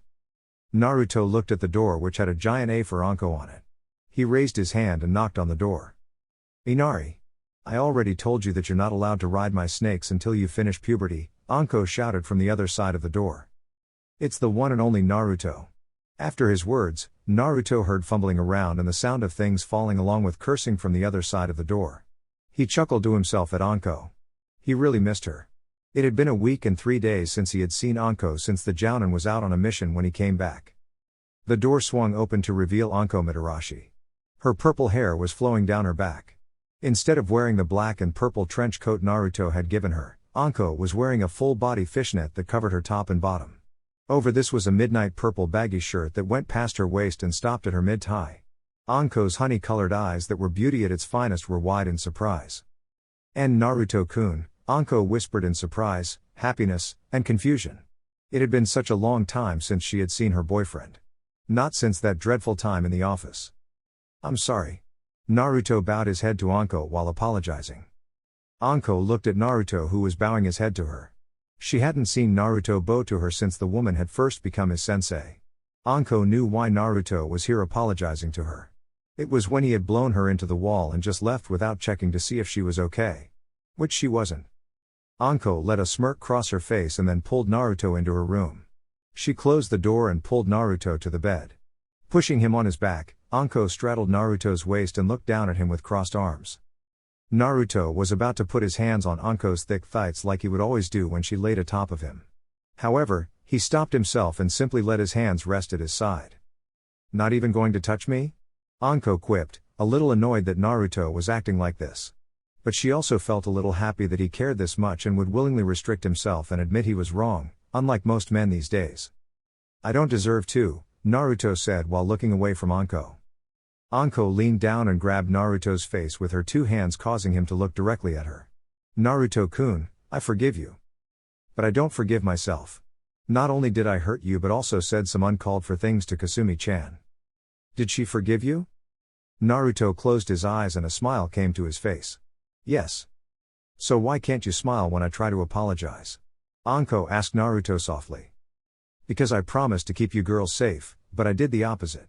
Naruto answered sadly. But I'm fine now. Anko smiled at Naruto, who only gave a half smile back. I forgive you and always will. The purple-haired woman came down and connected her lips with Naruto's in a passionate kiss. The feeling was overwhelming for both of them. I've missed that. Naruto gave Anko a loving smile that made Anko's heart skip a beat. His smile was really a national treasure. Anko then got a mischievous smile.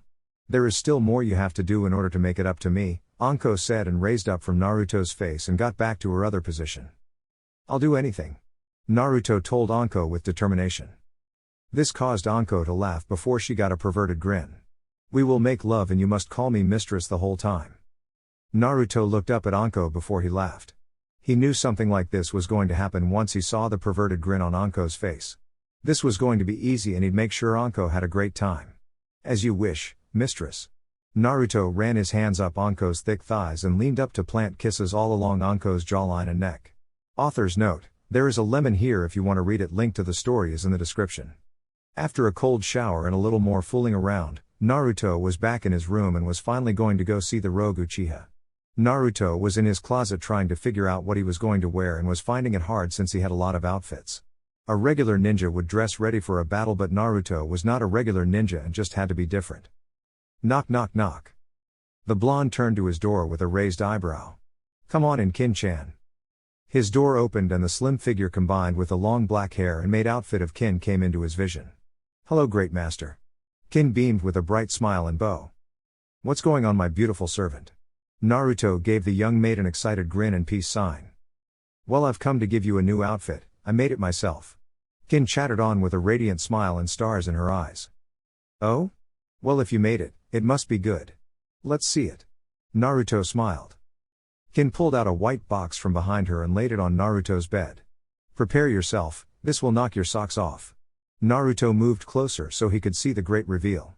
Kin took off the top and it revealed a black luxurious kimono with white edges and possessed big arm sleeves. On the left side of the chest was a red uzumaki swirl and the same thing on the right side. A black obi wrapped around the waist, and to finish it all was a pearl white haori which possessed a white fur collar. Oh shit. This is nice. Naruto picked it up and looked at every inch of it. It pleases me greatly that you like my gift, Naruto-sama. Kin clapped her hands together and did a happy dance inside her head. Let's put this on right now. Naruto undressed in a second, leaving his naked form in front of Kin, who began to blush up a storm. No matter how many times she had made love with her master or seen him naked, his glorious form still left her speechless. Oh okay, master. Kin walked over to the clothes and began to get Naruto dressed. Outside the village, Itachi leaned against a tree with his eyes closed and a slight frown on his lips. It had been 1 hour and 28 minutes since he had sent that bird to Naruto's compound. He even sent a slight threat to show Naruto how serious he was. But all he got for his efforts was a crying flying bird. Maybe if he had asked nicely and not tried to threaten Naruto, they could have already gotten this out of the way. All he wanted to do was talk to Naruto about the death of his brother. It was true that Sasuke was a traitor to the village and in league with another traitor, but he figured that since he was the last Uchiha there would be some kind of leeway. But he should have known better. It was Naruto Uzumaki who encountered Sasuke after all. Naruto was one of the strongest ninja the world had ever seen, along with being the most cruel and merciless. At just 14 years old, the boy was already on the front lines of war and killing high-profile ninjas. Many thought that the high-profile, bloody path, and tough life would crush the boy and he would only become a shell of his former self like most ninja. He was one of the people that thought the boy would not make it. After fighting him twice and feeling the bloodlust and power from the boy was a real slap of reality for the Uchiha. Itachi then felt the unmistakable chakra of Naruto Uzumaki. He's not even trying to suppress himself. Itachi thought to himself as he straightened up and prepared himself for battle if necessary. Maybe Naruto was allowing him to feel his power as a reminder. To know who it is he's about to speak with. Grab your weapons when you see Naruto. The white-cloaked blonde came from the woods rapping a tune. Call for backup when you see Naruto. He sang once again. Itachi looked curious at what the Nine Tails Jinchuriki was going on about. Not to mention his state of dress. Itachi could see no weapon or any sign that would make him think Naruto was here to fight. Does he not see me as a threat? What is he going on about? Itachi felt his Uchiha pride suffer several lethal blows. To be passed off by a boy who was the same age as his younger brother really did numbers on his self-esteem. It was then he felt the urge to prove himself, but then the domineering power of Naruto came to his senses once again. It seems it was more of a reminder to his enemies. What's good with you, Itachi? Still running with them faggots? Naruto sat down on a throne of water and looked at Itachi with a grin. Naruto Uzumaki, Itachi said blankly and looked at Naruto with his Sharingan. That's my name, don't wear it out. What took you so long? I called you here 1 hour and 34 minutes ago. Itachi expressed with the emotion of a brick wall. Well, I was going down on my girl and one of my clan members got me this new outfit. I just had to give her my thanks. Which was true. Naruto had to give Kin a reward for her hard efforts. All the girl wanted was to watch a movie together while she got to make him clothes from time to time. Itachi did not need to know he had sex with one of his girlfriends. That would explain why Naruto was late and in such a good mood. He came to the conclusion that this was Naruto's first time. This explained everything now, including the good mood Naruto was in. But he was not here for that. Do you know why I am here? Itachi questioned Naruto with a glare. Naruto put a finger to his chin and thought It's because I killed your brother. That seemed to be what Itachi was looking for since his glare became more intense. Why did you do it? Itachi voiced with a stern tone and his finger twitched just the slightest. What kind of question is that? The little shit was a rogue ninja who was allied with Orochimaru. What kind of leaf ninja would I be if I didn't kill him? Naruto scoffed. Maybe if Sasuke just ran away from the village and did his own thing, he would have considered capturing him. That was when he remembered what the dead Uchiha said. Not to mention, he dared to insult me and my clan. I just had to take his head off. Itachi looked down at the answer he heard from Naruto.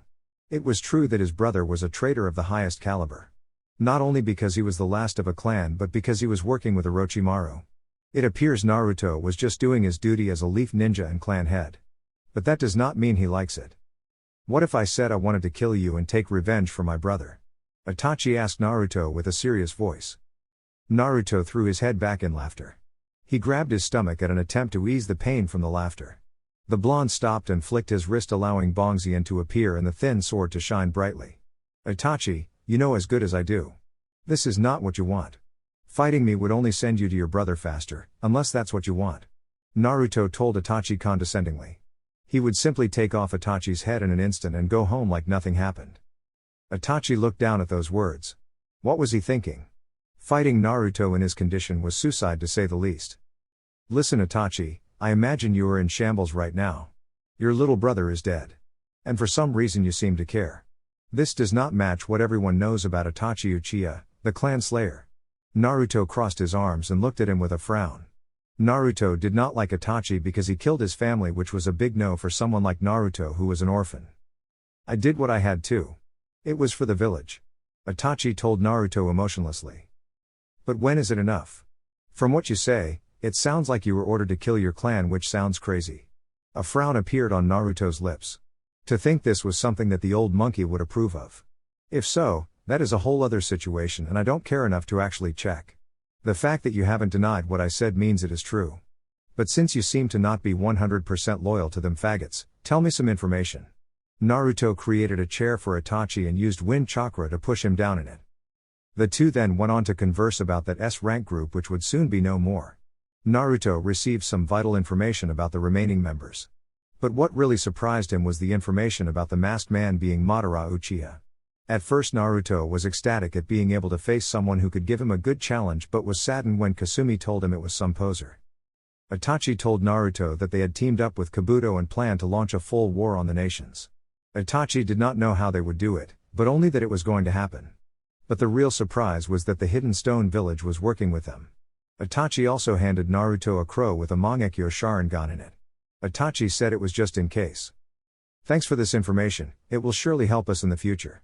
Naruto got up and stretched. Yes, this went better than I thought it would, Itachi said and bowed his head to Naruto. Say, if you come to the village there might be a way to save your sick ass, Naruto joked with a grin. No, I will suffer through this pain and take it as my punishment. I knew you was going to say some fruity shit like that. But it's your life. See ya. Naruto then jetted up to the sky and flew off. A strange person that Uzumaki is. Itachi let a slight smile curve on his lips. He then turned around and walked in the opposite direction of the village. In a remote location, there were two figures talking to each other. I've got something that will help us in this battle. The hooded form of Kabuto said, and a forked tongue came from under the hood. Just show it already. Toby orders Kabuto to get on with it. He had to deal with the snake's prideful boasting all the way over to this graveyard. Alright, you don't seem to be in a good mood, is that because of a certain blonde? Kabuto teased with a grin. Just show it. Toby jumped at Kabuto in an attempt to grab him by the throat and choke the life out of him. Kabuto slithered back and slammed his hands together. The ground rumbled and from it rose 3 coffins. The lids to them fell to the ground and it revealed the form of Sasori, Deidara, and Kakazu. Our members have come back to life in order to help us achieve our goals. Kabuto cheered. You called me out here for these 3? They won't change a thing. Toby turned his back and began to walk away. Still not satisfied, don't worry. This will surely bring you to your limit. Kabuto brought his hands together and licked his lips in excitement. The ground shook again and another coffin rose. The lid exploded off and someone stepped out. Finally, I've made my great return. A deep voice sounded. Toby began to shake intensely while his Sharingan was wide as it could be. Where did you find his body? Toby questioned Kabuto. The long-haired man turned his sharp gaze to Toby, who stiffened. Obito, why was I brought back, like this? Things have not been going well. Obito answered his former teacher. What do you mean? How many tailed beasts have you captured? Where is Nagato? Madara threw out questions in a rapid succession. There are no tailed beasts currently captured. Kabuto answered with more excitement than needed. What? Obito, what the hell have you been doing all this time? Madara asked Obito angrily and blasting the man with a tremendous amount of killing intent. It's not my fault, the Nine Tails Jinchuriki has been getting in the way of everything. Obito tried to defend himself from the wrath of the legendary Uchiha. And what have you done to solve this? Madara asked angrily. Nothing. Kabuto sang. He was really not helping and only making things worse. You are pathetic, I will go lay this brat to rest myself, Madara said and got ready to leap off. Whoa, whoa. Kabuto made a hand sign and restricted Madara's movements. It was harder than he thought though, because Madara was fighting back and glaring at the hidden snake. Kabuto was in cold sweat as he wrestled control over Madara. I wouldn't do that if I were you, that brat is the strongest man alive at the moment. If you rush over their head first, you will no doubt be defeated in a pathetic way. What are you saying? No one is stronger than I, Madara Uchiha. With a shout and burst of power he released the grip Kabuto had on his soul. His eternal light made way to the world and he glared down at Kabuto with his head held high. Know your place. Just wait, you can capture him at the 5 Kage summit that is going to take place soon. Chapter 29. The sound of crying could be heard coming from the living room of the Uzumaki compound. Naruto-sama, I am sure she will forgive you in time, Shizune said, trying to comfort the sad Naruto. She was running her hands through his hair. Naruto was laying face first into Shinzune's lap. He was sad. Why? But Rukia-chan hates me. Come on, I'm sure it's not that bad. Tuya waved off Naruto while laying on the couch in pajama clothes. It was her day off and had to listen to her man cry like a baby. But she won't even talk to me.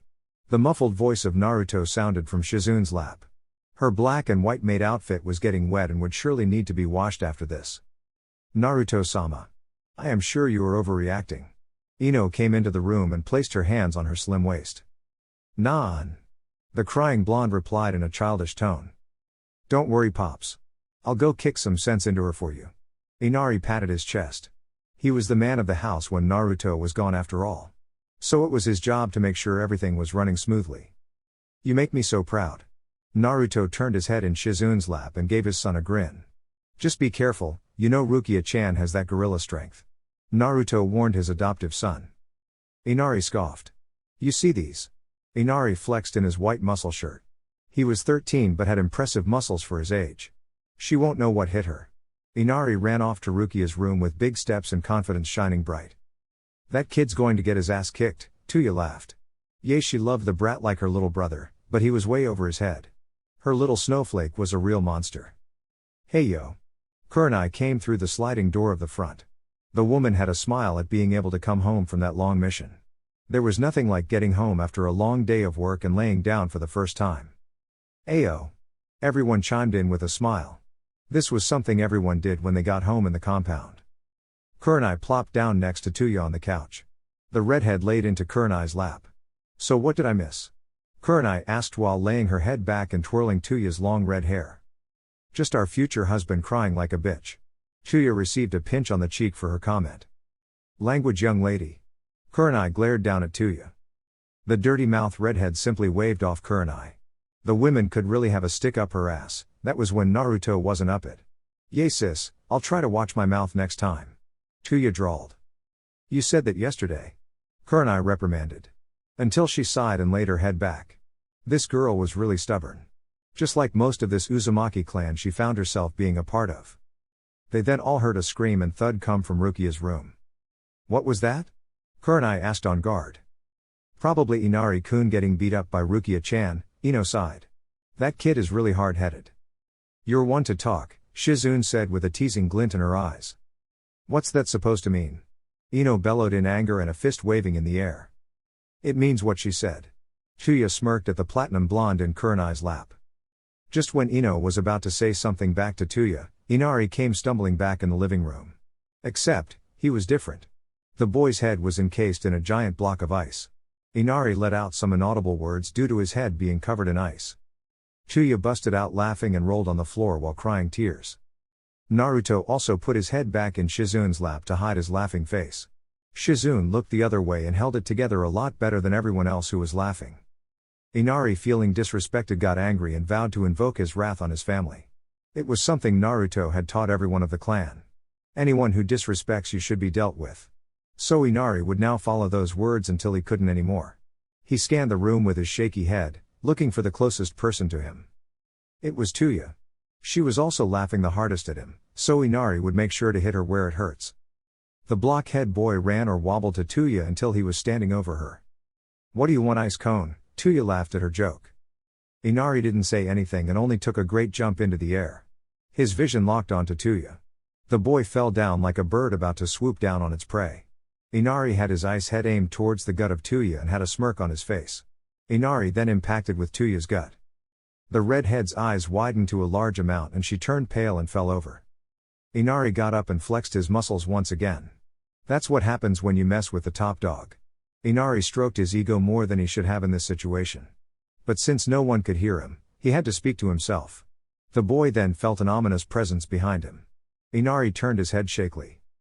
Tuya's eyes were red and her hair flailed in anger while swaying like crimson foxtails. She pulled a knife out of nowhere and got ready to deal some real damage to Inari. Without wasting a single second, Inari blasted out the door like a rocket. He began to scream his head off at Tuya, chasing him with clear signs of murder in her eyes. Well, that escalated quickly, Ino said while blinking owlishly. They all turned to the hallway and saw Rukia walking out with her sword spirit out behind her. Rukia-chan. I'm sorry for coming in without knocking. Naruto told his daughter with an apologetic face. Rukia's stern face softened and she looked at her dad. It's okay, father, I forgive you. It was only by mistake. At hearing Rukia's words, Naruto's face took on a more delightful appearance. That was until her sandal met his face and Naruto's head was spinning while smoke came from the point of impact. Yay, right. As if I'd say something like that after you did what you did, Rukia yelled with womanly fury towards her dad, who was laying on the ground crying anime tears. Rukia then took a deep breath and relaxed herself. You have to give me my privacy, I am a growing woman who needs her own space. You can't just come into my room like you did when I was younger. Rukia walked over and gave Naruto a hug. I'm sorry for being so mad at you, I just freaked out and pushed you away because I was embarrassed, Rukia said in an apologetic voice. Naruto embraced the hug and gave a happy smile. Don't worry, Rukia-chan, I forgive you. The blonde then got a teasing smirk on his face. At least I won't have to worry about you getting a boyfriend since your body hasn't developed. Rukia got a tick mark on her head and her spiritual pressure flared to life. You dug your own grave on this one, master. Shirayuki thought in pity for Naruto. He could be so stupid sometimes. But she still found herself caring for the blonde. Rukia, much like Naruto, performed a drop kick and sent Naruto crashing outside. What was she doing apologizing to her father? He really got on her last nerve sometimes. Rukia got up and walked to her room with steam blowing out her ears. One of these days, she was gonna kill Naruto. It was going so well, Shizune sighed sadly. He really dropped the bag on that one. Ino shook her head in disappointment. It was then they heard the front door slide open. In walked a Hokage with a drink in her hand. Hey yo, Tsunade yelled with a grin on her face. This was the best part about walking into this house. Ayo. What brings you by Hokage-sama? Kurenai asked. Tsunade waved her off. Please Kurenai, when I'm in here it's just Tsunade. She didn't really enjoy being called that by her family and close friends. Anyways, where is Naruto? We have to get to the 5 Kage summit. Are you sure you should be drinking while going to such an important meeting? Shijin asked with a somewhat glare towards her teacher. This was just like the old times. PFFT, this is the perfect reason to drink. It's going to be a meeting between all the Kage. No doubt some shit is going to pop off. Tsunade responded. Things like this always went off the deep end with no chance of seeing the surface again. Even still, you should show up looking your best. Shizune tried to explain to Tsunade but was cut off when she received a smack to her rear end, causing Shizune to go red and let a cute squeal to escape from her throat. Relax babe, mom isn't going to budge and in fact. Naruto walked over to a cabinet and opened it revealing some saucers and Hennessy. She has the right idea. Naruto poured him and his mom a cup and they toasted before drinking with happy smiles on their faces. My god, these two are really going to represent our village at this meeting. Kurenai face-palmed and felt a sinking feeling in her gut. But about this meeting mom, who is the other person you are bringing with you? Naruto questioned with an arm around his mother's shoulder. Tsunade held a thinking gaze. She would have to bring two of her most powerful ninjas and Naruto was a no-brainer. Well I was going to bring Kakashi and you but I have this feeling that shit will go off the deep end. So how about you and Karen? Tsunade chirped at the end with a wink. Two perfect Jinchuriki and Uzumaki. What a devastating combo. Naruto and Tsunade let out loud laughs that echo throughout the whole compound. Just let me go grab Karen, Naruto said and then disappeared in a blue flash. Hyuga compound. Naruto appeared behind Karen who in nothing but her red underwear and bra. The girl let out a scream and delivered a chakra empower slap to Naruto's face, but he didn't flinch and kept his eyes on her. Thanks to his girlfriend's scream, Neji came running into the room with his Byakugan activated and chakra ready to be unleashed. He then saw Naruto looking at Karen half naked. Naruto. What are you doing? Neji screamed and would have attacked if he didn't remember who Naruto was. Well I was coming to get my sister since we have to guard mom at the 5 Kage summit. Naruto drawled in deadpan. This was something and he had a good idea at what these two were about to do. Why can't you use the door like a normal person? Karen screamed and shook her hand to free the pain she was feeling from slapping Naruto. The guy was tougher than the hardest metal and built like a mountain. Still. I don't want you to see my girlfriend half naked. Neji moved Karen behind him. Neji took off his already loose robe and wrapped it around Karen to snuggle into it with a blush on her face. Neji was not the most emotional person but when he was, it was also that much better. Sorry, Naruto said in deadpan. At least turn around, Neji shouted in outrage and a tick mark. Karen just sighed at her brother. He was a pervert and that was all there was to it. He'd have sex with his real mother if he could. Little did Karen know. How long until we leave? Karen sighed out. Like right now, so be quick. Just like Neji is. Naruto left in a blue flashback to his compound with his final words being given. Jez, your brother is a handful, Neji said and pulled Karen to him. Did you not hear what he said just now? Karen asked while laying her head on Neji's chest. No. He said for me to come quick just like you always do. Neji stayed silent for a while as he processed the words and any hidden meanings that he might be able to find. Come quick, come, quick. A light bulb went off in Neji's head as he finally understood what Naruto said. That mongrel, Neji roared out in anger. Karen just laughed to herself at how easily it was to rile up her boyfriend. It was something Naruto took advantage of every time. After Neji's defeat to Naruto and running countless missions with the blonde, Neji slowly let go of his hatred for the main branch and Fate Complex. It was also thanks to his little apprentice in Ranmaru. He took the boy under his wing and began to train him in the false claims of being the servant of Ranmaru. Hinata did not like this and vowed to change everything along with Naruto. Neji hoped that day would come soon. Village gates. The whole village was gathered to give farewells to the Hokage and her guards. Have a safe trip. We'll miss you Naruto-sama. Make sure to kick their asses if a fight breaks out. These were only some of the things being shouted in the large group of people. Naruto had a smirk on his face. He was now wearing his blue battle armor with Kasumi wrapped around his neck giving him an orange fur pelt. Under his armor was black undershirt and pants. He was wearing a black glove on his left hand. His blade was on his waist, concealed in its sheath, humming in excitement for the bloodshed that was no doubt to come. Karen was next to Naruto and in similar battle armor, except hers was lava red in color and possessed a white fur pelt.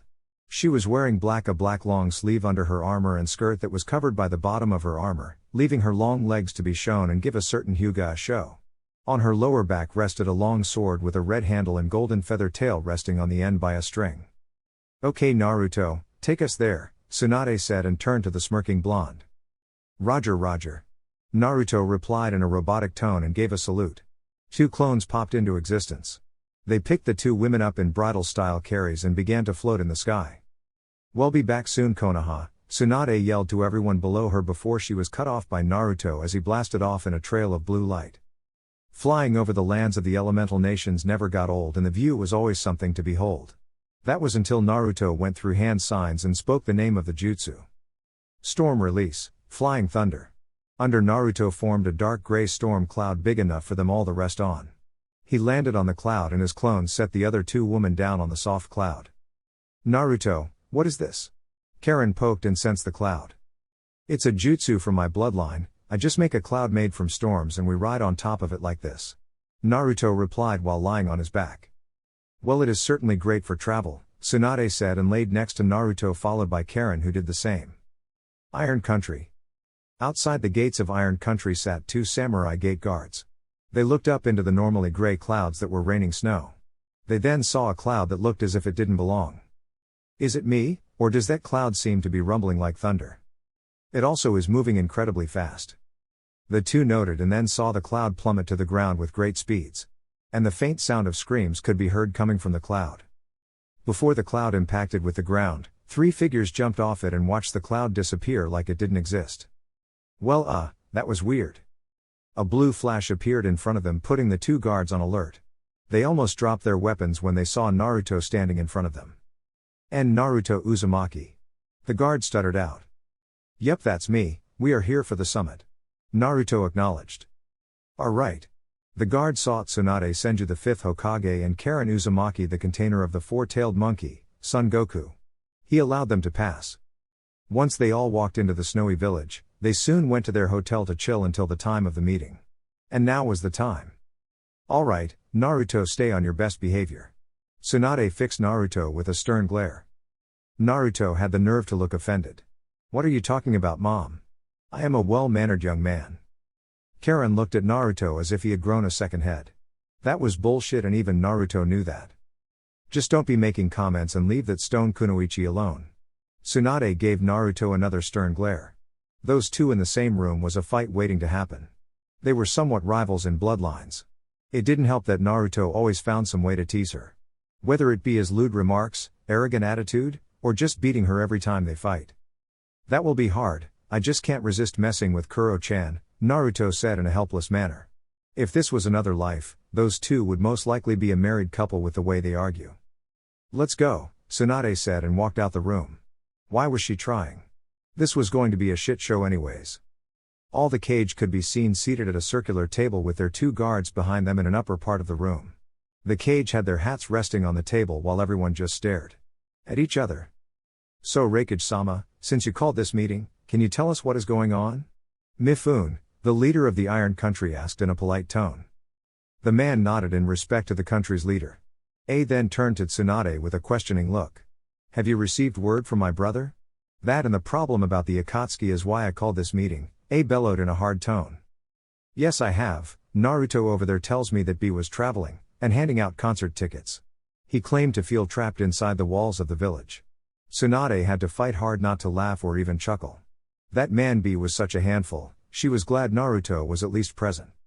Tsunade dono, Naruto-kun is not here," Mei said in a deadpan. "Did the Hokage have a couple of drinks before coming here?" "Well, she did as well." Tsunade and Karen slowly turned to the spot Naruto is supposed to be with blank faces. Like Mei said, Naruto was not standing behind her like he should have. It was then Tsunade clenched her hand, causing veins to appear and her chakra to vibrate around her body. Karen quickly sensed all of Yi known country for Naruto's chakra signature and only sighed at where the troublesome blonde was. "That damn idiot, I'm going to wrap my hands around his neck and never let go," Tsunade said quietly, not wanting to lose her temper in front of such important figures. I'm right here, Naruto said from behind Kurotsuchi. Like Naruto had done many times before, he delivered a nice smack to the ass of the stone kunoichi. Just like he remembered, her ass was tight and firm but still round and juicy. It was one of her best features if Naruto was being honest, right next to her lovable personality. Nice and firm, just how I like it. Naruto grinned next to the young woman. Kurotsuchi was feeling utterly embarrassed. She was a whole new shade of red. Not only did Naruto smack her ass for like the 100th time, he did it in front of all the Kage and her grandfather. I'll definitely kill that bird brain for this. She thought in anger as her hair flickered red and an intense heat picked up. No way, don't tell me. Naruto thought in growing excitement. He knew exactly what this rise and flow of chakra meant. An excited grin grew on his face as he could feel his chakra react and begin to flow in anticipation for a fight. You brat! What the hell are you doing? Onoki shouted in anger and floated from his seat. Thanks to Onoki's shout, Kurotsuchi snapped back into attention. She lowered her chakra and turned her red cheeks to Naruto and gave him an angry glare. She sent a punch as quick as lightning to Naruto's head, but like many times, Naruto dodged and floated over to Tsunade's side of the room. You are so dead, Kurotsuchi shouted to Naruto with her fist covered in dripping lava. Why so hostile, little bee? I am just trying to get hot and heavy with you. Naruto sent the girl a playful wink. God damn it. She hated this fucking blonde. Always making her blush no matter how hard she tried to fight it. Even when they were in a life and death battle, he was quick to make a joke. Ahem, can we get back to the point of this meeting? Mifune asked, but it sounded more like a demand. Yes, let's. Gaara's calm voice spoke up for the first time.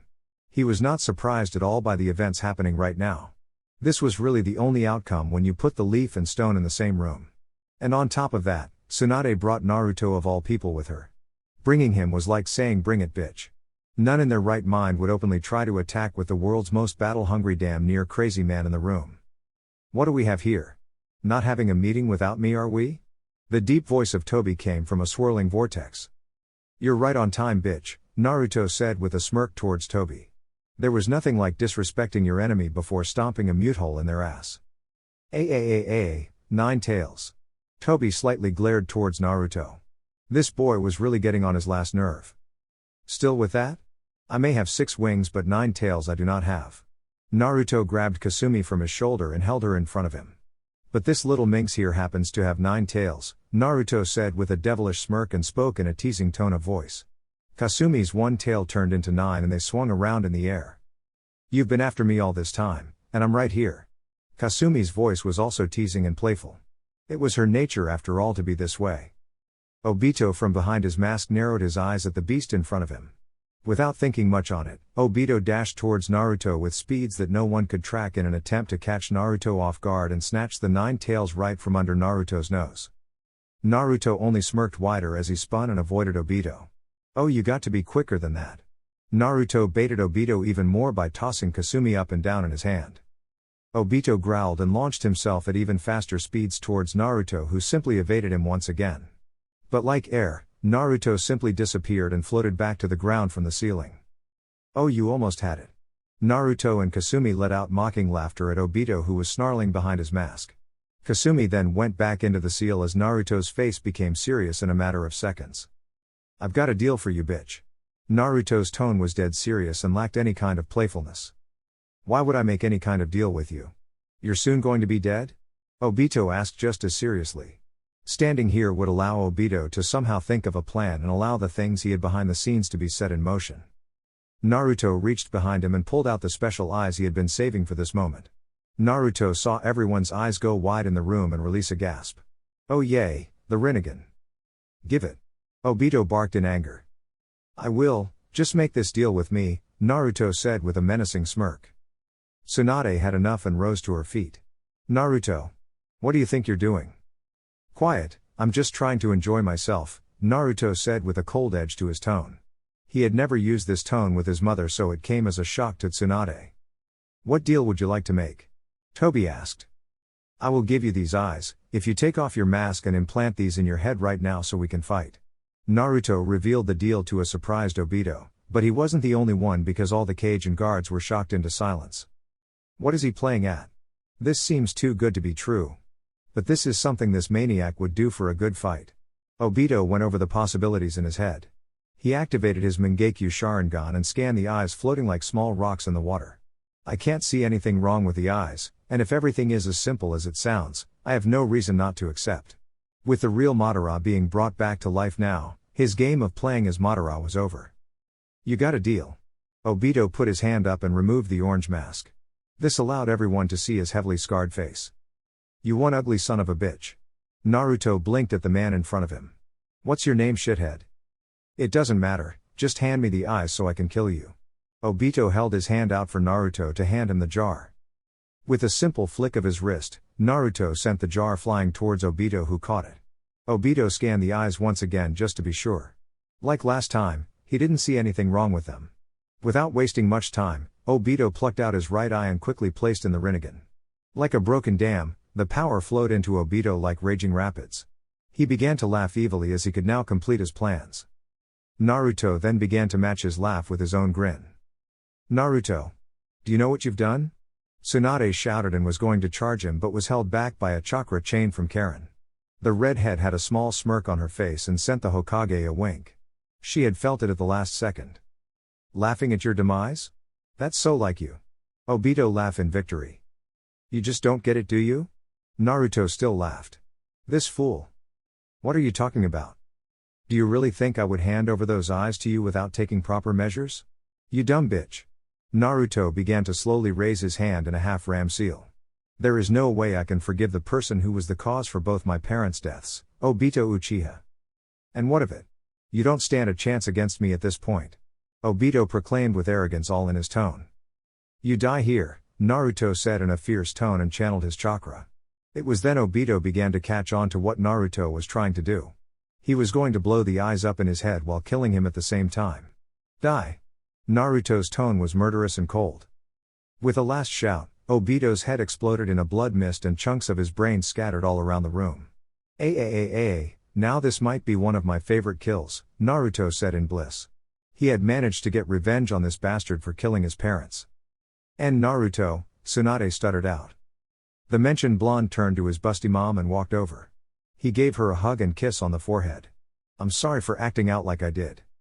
You idiot, why didn't you inform me of your plan? Tsunade said and hugged him back. It was best if you didn't know, it would make the situation much more believable. Naruto patted her head. Damn. This brat killed him, he was our plan to win this. I've got no choice, the other guy will just have to pull his weight. Onoki activated a hand sign under his desk. Karen felt the chakra spike and turned her red eyes to the old man. Karen was cut off when an explosion outside rocked the room and she felt the massive chakra of someone outside along with countless others. Die you bastard. Onoki flew from his seat and held his hands up and performed the particle dismantling jutsu. Onoki shot out the white beam towards Naruto and then it expanded to hit the whole room and wipe out all the Kage in one blow. Grandfather, so we are really going through with this? Kurotsuchi said with hesitant and slight sadness in her tone. She may have hated Naruto right now, but they were friends of opposite sides. Yes. Now is not the time to feel sad, I am sure that brat won't be out from that, Onoki snapped at his granddaughter. Make sure you kill him this time. He ordered Kurotsuchi in a stern tone of voice. Yes, she said seriously and left in a puddle of lava. She felt a pit of sadness in her stomach for what she had to do. But also did not want to do this. Why couldn't her old man just see the error in his ways and apologize? None of this would have happened if he didn't attack during the Chunin exams. Naruto appeared outside the now blown up chambers with all the Kage, Mifune and guards. He had shadow clones grab them while he took Tsunade and Karen. That old fool, what is he thinking? Naruto looked at the building which had a hole in it from Onoki's attack and was falling apart due to the heavy damage it suffered. Naruto and Karen's head snapped to the roof of the building where someone with an incredibly large chakra was standing. It was a man with long black spiky hair, and red armor. His arms were crossed and he had a Sharingan activated while a white gunbai rested on his back. This is perfect, the 5 Kage and the storm of the leaf. The 9 tails and 4 tails. Did Christmas come early? It was Madara Uchiha and he looked menacing. His red eyes gleamed in the snowy weather. Who are you? Mei shouted to the man. I am Madara Uchiha. Now, who wants to dance? He asked with a dark smirk. Naruto stepped up with an excited grin. This was Madara fucking Uchiha. The rival to the first Hokage. No way he was missing this dance. You want to dance? I don't think you can keep up with my steps. Humph, I've been dancing before you were even born, child. Madara replied with arrogance. He was looking at Naruto with interest. Oh yay. Naruto raised his chakra to monstrous levels as it took life behind him, and the ghostly figure of a thunderbird with its 6 wings spread and letting out a powerful screech that caused the air to ripple and ground to tremble. Now that's impressive, Madara said giddy. This kid's chakra was really something to behold. He was getting excited. If Madara had blood, he was sure it would be on fire right now. Snatching the gunbai off his back, he got ready to do battle. His eyes evolved into the famed Rinnegan and he launched himself down with a grin. Naruto wasted no time and shot upwards with a chaotic grin and eyes glowing a fierce blue. Chapter 30. Naruto and Madara were a split second away from clashing when a lava-covered fist connected with Naruto's jaw, sending him flying for miles until he reached the ice-cold ocean. Naruto connected with the ocean and sank like a ship. Madara let out a whistle at the strength behind the attack. This girl had an arm on her. But now he was disappointed that his dance partner was sent away. Madara let his satisfaction be known to Kurotsuchi. Now why'd you go and do that? We were just about to have a good battle. Kurotsuchi turned to the imposing man in front of her and offered no words, only a scoff. Kurotsuchi struck out with a punch faster than the quickest lighting towards Madara's face. Due to having many experiences with opponents going faster than the natural laws itself, Madara ducked the punch and used his advanced vision to foresee the next attack, but was not expecting Kurotsuchi to speed up her attack and send a kick towards his waist, also sending Madara to the same location as Naruto. The side watchers looked on with shock at the stone kunoichi. She struck the heavenly demon, Naruto Uzumaki, and Madara Uchiha. Ha, this everlasting storm will finally stop today. Onoki boasted with arrogance on his face. You bastard. You won't get away with this, Tsunade shouted with anger and took off her green robe. This old man was not leaving here alive. Onoki scoffed. And what do you hope to do? The old man floated into the air with a smirk. You can't reach me up here. Tsunade grinned and vanished from her place on the ground and was above Onoki with her fist cocked back and glowing with her powerful chakra glowing on her hand. The stone cage's eyes widened and he had to use all his speed to evade the attack or suffer death. Onoki dodged but still felt the draft of wind and pressure blow past him. Shit, if she hits me directly it's game over. Onoki thought with a foreboding feeling as he watched the ground and surrounding area be destroyed by Tsunade's punch. Mifune, seeing things were turning into a drastic situation, began to bark out orders to the samurai around him. All samurai. Evacuate the civilians while clearing out all the enemies you come into contact with. Mifune ordered and ran off to go and help. From the ground, rose white creatures and other stone ninja with weapons and chakra roaring. All the Kage and guards got ready for battle. Well, looks like brother was right, shit was going to pop off, Karen said and pulled out a sword and her chain sprouted from her back. Well, Naruto-kun is a magnet for trouble, Mei said as she got ready for war once again. Nothing I can't handle, A shouted with joy and activated his lighting cloak and rushed into the army by himself. Man, this is so dull. Daru groaned with a lazy tone, before he followed behind the rampage into the horde of enemies. Without much being said, all the ninja rush into the horde of enemies currently standing in front of them. The battle which will go down in history will now begin. Over in the ocean, Naruto exploded from the sea in a fit of mad laughter. That was a good hit, little B. Naruto stood on top of the water and threw his fist out to connect with Madara, who had managed to catch himself in the air. The water under them began to part and form trenches miles underground and even cause massive waves to form. The Uchiha had a grin on his face. Nice power, but can you keep at it? Madara swung his gunbai from his back but found it blocked by the blade of Naruto. They began to clash with their weapons on top of the water with speeds unmatched. Lighting came from the sky and they both jumped away, avoiding the hit. They rushed back in and clashed their weapons of choice against each other. Both Uzumaki and Uchiha had crazy grins on their faces. Naruto then spoke up. You are good, let's keep dancing. Madara's grin increased as his eyes glowed with power. You stole my line, foolish child. They both jumped out the way of 5 massive lava dragons they impacted with the spaces they were at. The ocean began to transform into black rock and lava flowed through the cracks. Kurotsuchi came into view, but she looked different and hot. Her normally short black hair was long and flowing like molten lava with its fierce red color. Kurotsuchi's once pink pupil-less eyes were now lava red and possessed a black slit. The Jounin vest was no longer there and in the place was just the red shirt with one long sleeve while the other possessed a normal sleeve, red skin-tight pants and regular ninja sandals. The strange thing, however, was the wings made from lava on her back keeping her in the air. Whoa! You look so hot right now. Naruto complimented Kurotsuchi and gave her a whistle. Now, shake them hips, girl. Kurotsuchi scowled down at Naruto. Even in situations like these, he could make jokes about her. She was now finding the idea of killing him much more appealing. Can't you see, I have awakened the same power as you. Your defeat is all but certain. Come on then, let's see it. Naruto waved her over with his hand and got ready. He didn't activate his storm transformation since he wanted to test out the little bee first. Don't forget about me. Madara was coming down with his gun ready to smack Naruto directly on the head. Looking back, Naruto shot out a chain of chakra that grabbed Madara's leg and threw him to Kurotsuchi, who punched Madara back down to Naruto. The blonde brought up his leg and kicked Madara back to Kurotsuchi, who covered her hand in lava and was about to hit the Uchiha once again but was stopped when a blue fire which turned into a skeletal ribcage surrounded Madara, protecting him from the consecutive punches. I am not about to be some pinball. Madara fell to the ground and looked at the two monsters in front of him with hints of respect. He was getting excited at the three-way about to go down. If only Hashirama was here. Madara thought with sadness that his rival wouldn't be here to fight with him against these two. If only he could spill blood or die, this would be much more exciting since he would be putting it all on the line. Hey, don't worry, Madara. I can seal you away anytime, so you kind of can die if I get a good hit on you. Naruto informed the Uchiha. Naruto was sure that the Uchiha was sad he couldn't spill blood and fully enjoy the battle. But telling him that he could technically be killed at any time should have helped just a bit. Will you just die? Kurotsuchi said and appeared in front of Naruto with a punch. Naruto disappeared in a blue flash while Kurotsuchi's punch split the seas, like butt cheeks being spread apart. A crack spread at the bottom sea floor and all types of animals were spotted down. Naruto came back into view and Kurotsuchi was right in front of him. Whoa, she's fast enough to track my flying Raijin. My formula is better than my father's. Naruto flashed away in more flashes, making a circuit of blue streaks across the water. Each time, Kurotsuchi was there with an attack that he was barely able to dodge. He appeared again and didn't dodge the attack, which led to him being struck in the middle of his chest plate, sending him crashing into the raging ocean and its waves. Ha ha ha. You two are fun.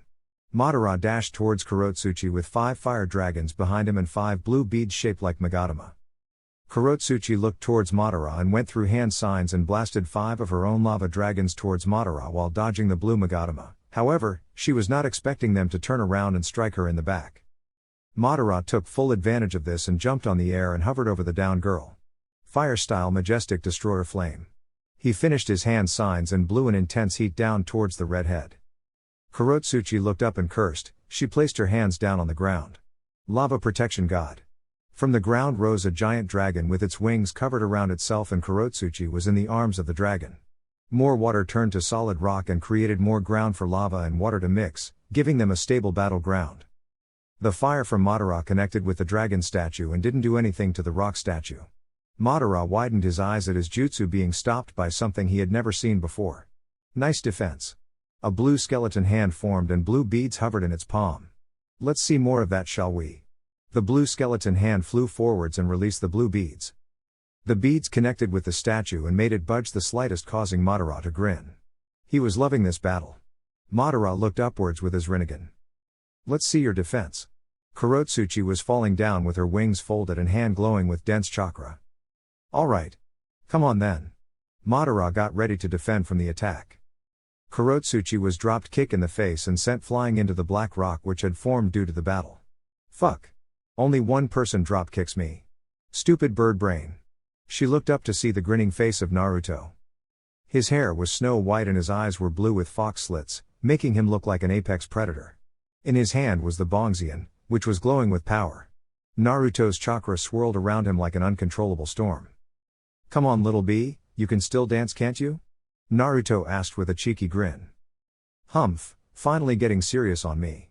Kurotsuchi stood up and rolled her shoulders and flapped her lava wings and rose up in the air. You two dance well, I'm glad we are all getting serious now. Madara used gravity from the power of the Rinnegan so he could also fly somewhat. All three of them held each other's gaze. They were all calm while the weather was raging, as if Mother Nature was upset at the battle about to go down. They all then charged in on an unspoken signal and clashed, causing the surroundings to be destroyed in an instant while the sea waves reached monstrous levels. The three was a good distance away from the land of iron and simply hovered over the black rocks that had become the size of a village-sized island. Leaf Village. Smoke filled the sky and sounds of explosions and screams echoed across the sky. There was pandemonium in the hidden Leaf Village. Once again, they found themselves being attacked by other villages. Gentle step, flaming rotation. In a form like a tornado, Ranmaru spun and created a pillar of flames that burned all the stone ninjas attacking the Hyuga compound at the moment. They had been on the receiving end of multiple stone ninja jutsu and lost some good Hyuga in the mix. However, it wasn't just stone ninja as there were reanimated ninja as well. Ranmaru. The red-eyed boy turned to see his sensei Neji approaching with blood splattered on his white robe. Head towards the hospital and clear a path for the wounded, we must keep that place safe at all costs. But what about you, sensei? Ranmaru asked with clear worry in his tone. Neji smiled just the slightest at his student being worried for him. No need to worry, I will stay here and keep the clan compound safe. Another explosion sounded and they all looked to see Kakashi and Sakura in a fight with a reanimated Kakazu. Cha! Sakura came down with a fist glowing with chakra and it blew Kakazu's head apart. Threads shot out from the zombie man's body and trapped Sakura in a web of strings. Lightning blade. Kakashi came in and diced the strings up and allowed Sakura to get free. Thanks, sensei. Sakura nodded to Kakashi who kept his eye on the reforming Kakazu. Don't mention it, but what are we going to do about this guy? Kakashi said thoughtful as his advanced Sharingan was out, showing he had managed to awaken the Mangekyo Sharingan. He keeps reforming every time we destroy him. Sakura noted with clear anger in her tone. Ice style, ceiling pillar. Kakazu was trapped in a pillar of ice that reached the sky. A ceiling formation appeared under him and he was dragged into it with a last cry. The two members of Team 7 looked over to see Rukia with an icy expression on her face. That's another one gone, Rukia said in an emotionless voice. Rukia? What did you just do? Sakura asked with surprise, all on her dirty face. I simply sealed him away, that's the only way to defeat these undead. Rukia informed them all in a calm tone. I see, do you have any seals on you that may help us? Kakashi asked while still staying on guard. They were at war right now and dropping your guard would lead to death. Here, don't lose them. Rukia grabbed a handful of seal papers from her black Shyakushu and handed them over to her comrades. You have to make direct contact with them in order for the seal to work. Right, we will work on trapping them, Kakashi said and then jumped off with Sakura to go and stop the invading forces. Rukia rose to the sky and overlooked the whole village. She could see the village wall was basically destroyed and was being flooded with stone ninja, reanimated ninja and even these white creatures. She turned to the training fields and could see multiple battles going on. Anbu were leaping all around the village and sending out countless jutsu of mass destruction towards the enemy. The Hokage tower was riddled with cracks and on the verge of collapsing. A pink crystal dragon roared and made contact with a stone dragon in a mass explosion, blowing up a training ground. Guren is taking down foes left and right, nice. Rukia complimented. Rukia looked down to see Kurenai, Tuya and Kin placed a mass number of stone ninjas in a genjutsu which allowed Ino to burn them all into ash with a powerful fire jutsu that covered the whole forest they were in. It was now her turn to get back in the battle to defend her home. She gazed around until she found someone causing mass damage to their forces and village. Rukia began to vanish and reappear across the village using flash step. She had finally mastered it under the teaching of her father and sword. The girl's spiritual pressure began to rise in anticipation for the fight to come. Gripping Shirayuki in a tight grip just like her father had instructed her to do, she flash stepped for the last time and landed on the ground in an explosion of ice and froze all the surrounding stone ninja. She also managed to get some reanimated ninja trapped as well. Rukia's finger got a glow to it and then began to quickly write seal formations on the ground and watched as the black seals expanded on the ground and sealed the reanimated ninja up. Rukia turned around and was about to flash step away, until she felt an intense heat and had to dodge a ball made from flames. What was that? No flames can melt my ice. Rukia turned around and saw a woman standing with white fireballs floating around her. Standing tall with fair skin and pupilless brown eyes was a woman with mainly green hair and burnt orange tips. Her hair was tied up in a bun on the top of her head with two long strands coming down the side of her face. Her clothes consists of a sleeveless, backless top and short tight pants, with two lapels on the front and the back while also leaving her back exposed. She wears an obi around her waist, as well as purple arm warmers which extend up to her shoulders, and has bandages around her thighs and ankles. This was Pakura. And she had used her scorch release to break from the frozen pillar before she could be sealed. Ah, Yuki member? Haven't fought one of you guys in a while. The woman's voice was soft and gentle, and almost regretful. How did you break from the ice? No fire should be hot enough to melt my flames, Rukia demanded. She then put out her sword and got ready to fight. It is my bloodline, scorch release. I am also sorry for the damage I am causing to your village. Pakura answered Rukia's question and fell into a fighting stance, as her own flames and chakra flared to life. The name is Pakura, by the way. I'll stop you so that won't happen anymore. Rukia proclaimed proudly and flared her spiritual pressure. Let's dance, Shirayuki.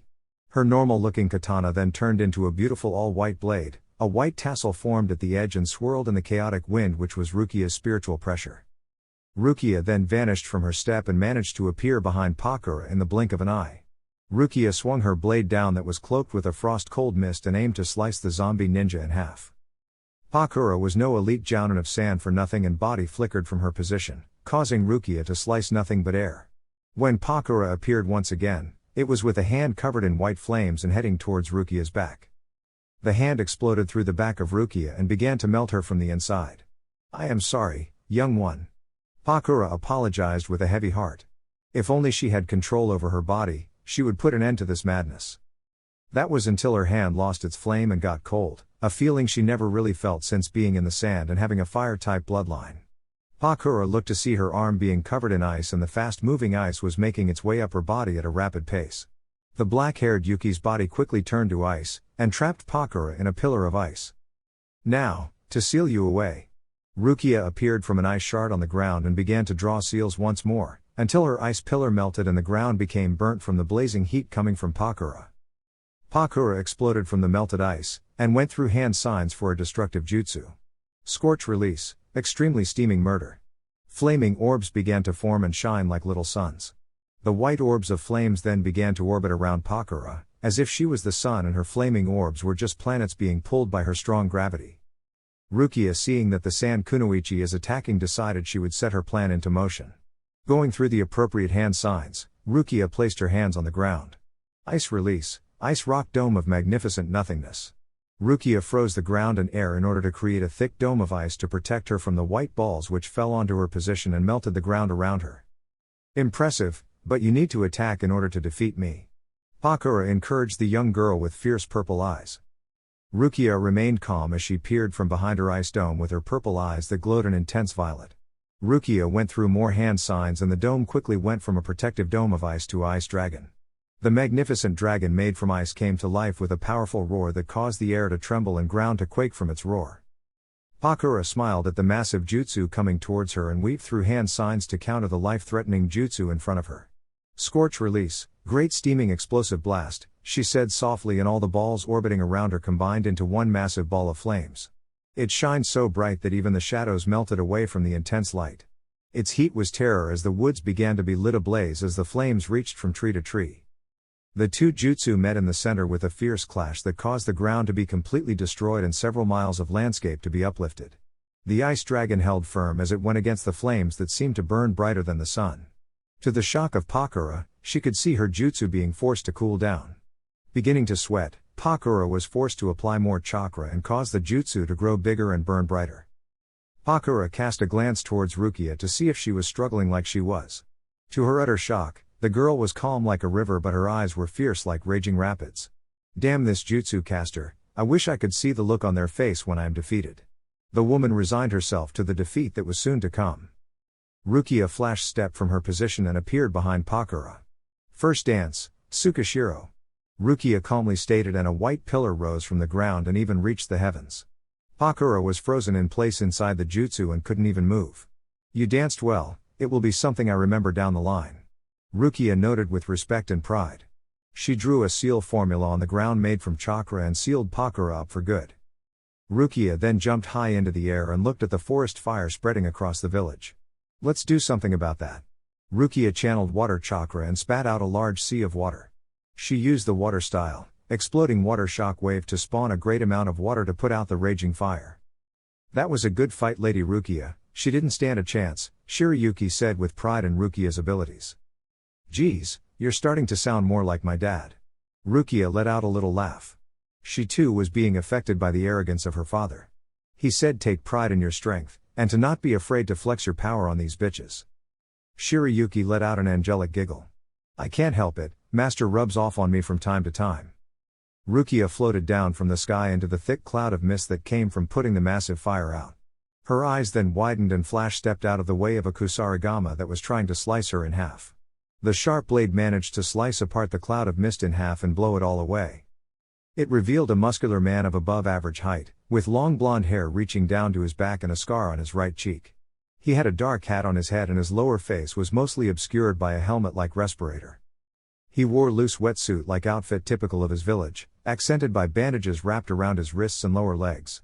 A flak jacket with swirls on the chest plate, standard shinobi sandals and a dark cloak that reached down below his waist. Underneath this wetsuit, he donned a dark, short-sleeved, midriff shirt which exposed his lower abdomen.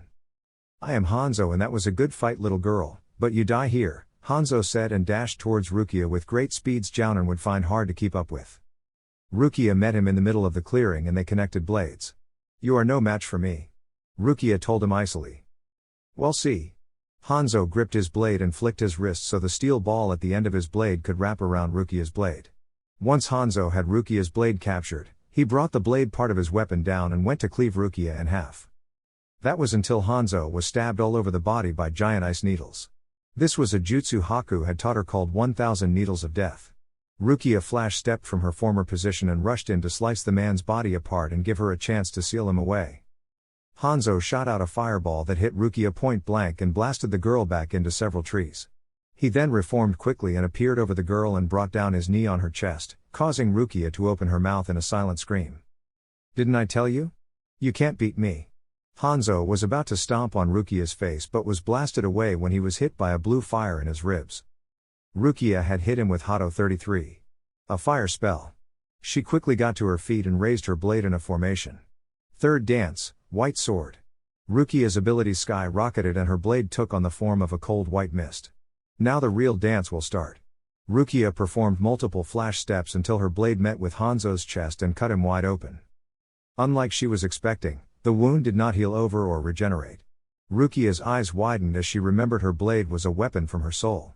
So this means she could attack the soul directly and with a good hit, put the reanimated ninja down for good. What happened to the confidence? You are not scared, are you? Rukia asked with a mocking undertone. Shut up, Hanzo roared out and a burst of poison expelled itself from his body. It rushed towards Rukia who simply countered it by sending a wave of ice out that froze it in seconds. Useless. Rukia appeared in front of the man and went to cut off his head but Hanzo brought his blade up in time and blocked. They then began to disappear in a waterworks of sparks and clangs of metal. Appearing all over the forest and sending out powerful jutsu, hoping to catch one another off guard. Rukia slid her white blade down the scythe-looking blade of Hanzo and cut his rebreather off. She was aiming for the head but only managed to get his mask since Hanzo dodged at the last second. Hanzo swung his blade upwards by the chain part of his weapon and hoped to cut the girl open but only cut air. Rukia jumped back and held her palm outwards. Ye Lord! Mask of flesh and bone, flutter of wings, ye who bears the name of man. Truth and temperance, upon this sinless wall of dreams unleash but slightly the wrath of your claws. Rukia mentally finished her incantation, as her hand got a blue glow to it. Sokatsui. Rukia shot out a massive blue orb of fire towards Hanzo.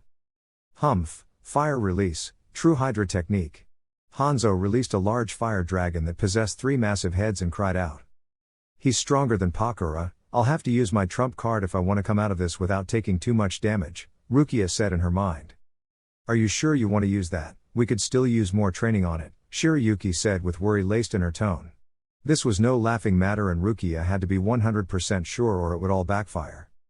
We have no choice, let's do it, Rukia declared and tilted her blade and a cold light flickered in her eyes. Banki, Haka no Togame. An avalanche of ice exploded from the tip of Rukia's blade and rushed towards Hanzo who had to jump out the way, since he knew no fire jutsu he had could melt that ice. Thinking Hanzo had an opening, he leapt towards Rukia with his killing intent clear and blade glimmering in the sun. That was until it froze over, and his eyes widened. Hidden cave. Itachi was walking through a forest. He was wearing his old Onbu clothes from when he was a leaf ninja. On his back rested a tanto most Onbu members use. He had a goal in mind. Take down Kabuto Yakashi. Normally he wouldn't engage in something like this since he was sick and this would surely be his last duty of protecting the Leaf Village. But Naruto had given him something special. It was a pill containing the 9 tails chakra while being mixed with the healing properties of Karen Uzumaki healing skill. It was something Naruto was going to give Kakashi when they were going after Gaara. Itachi had been sent this pill via Thunderbird summoning on morning. The pill was like a regular medicine ball but 100x times more effective. It would push his sickness back and act as a short-term medicine, but once the effect went away, it would make Itachi's sickness come back even stronger and most likely kill him if this fight didn't. Itachi saw a cave covered by a grove of bushes and trees. He activated his Susanoo and punched right through the cave wall. Damn, I thought Pakura would be enough to kill Rukia. Her death would no doubt make Naruto suffer. I guess she is stronger than I gave her credit for. Kabuto raged to himself. You should know to not underestimate the clan by now. Itachi spoke calmly. He knew all too well how strong Naruto was. Kabuto peeked at Itachi from under his cloak with a sick smirk on his face. Yes, I do know. Kabuto turned around and allowed Itachi to see his new body modifications. Kabuto's skin was now white as snow while looking as if he had snake scales. A tail came from under his cloak. But I am different now, no one can defeat me now. Let's see about that, shall we? Land of Iron. Ha ha ha ha. Out of the way, sweetheart, the men are fighting. Naruto created a giant blue thunderbird talon made from his bloodline and swatted Kurotsuchi from the sky. Naruto evaded a swing from the grinning Madara's gunbai and shot out a punch that sent Madara flying back several feet in the air. Naruto held up Bongzi into the sky and caused an intense storm to pick up behind him.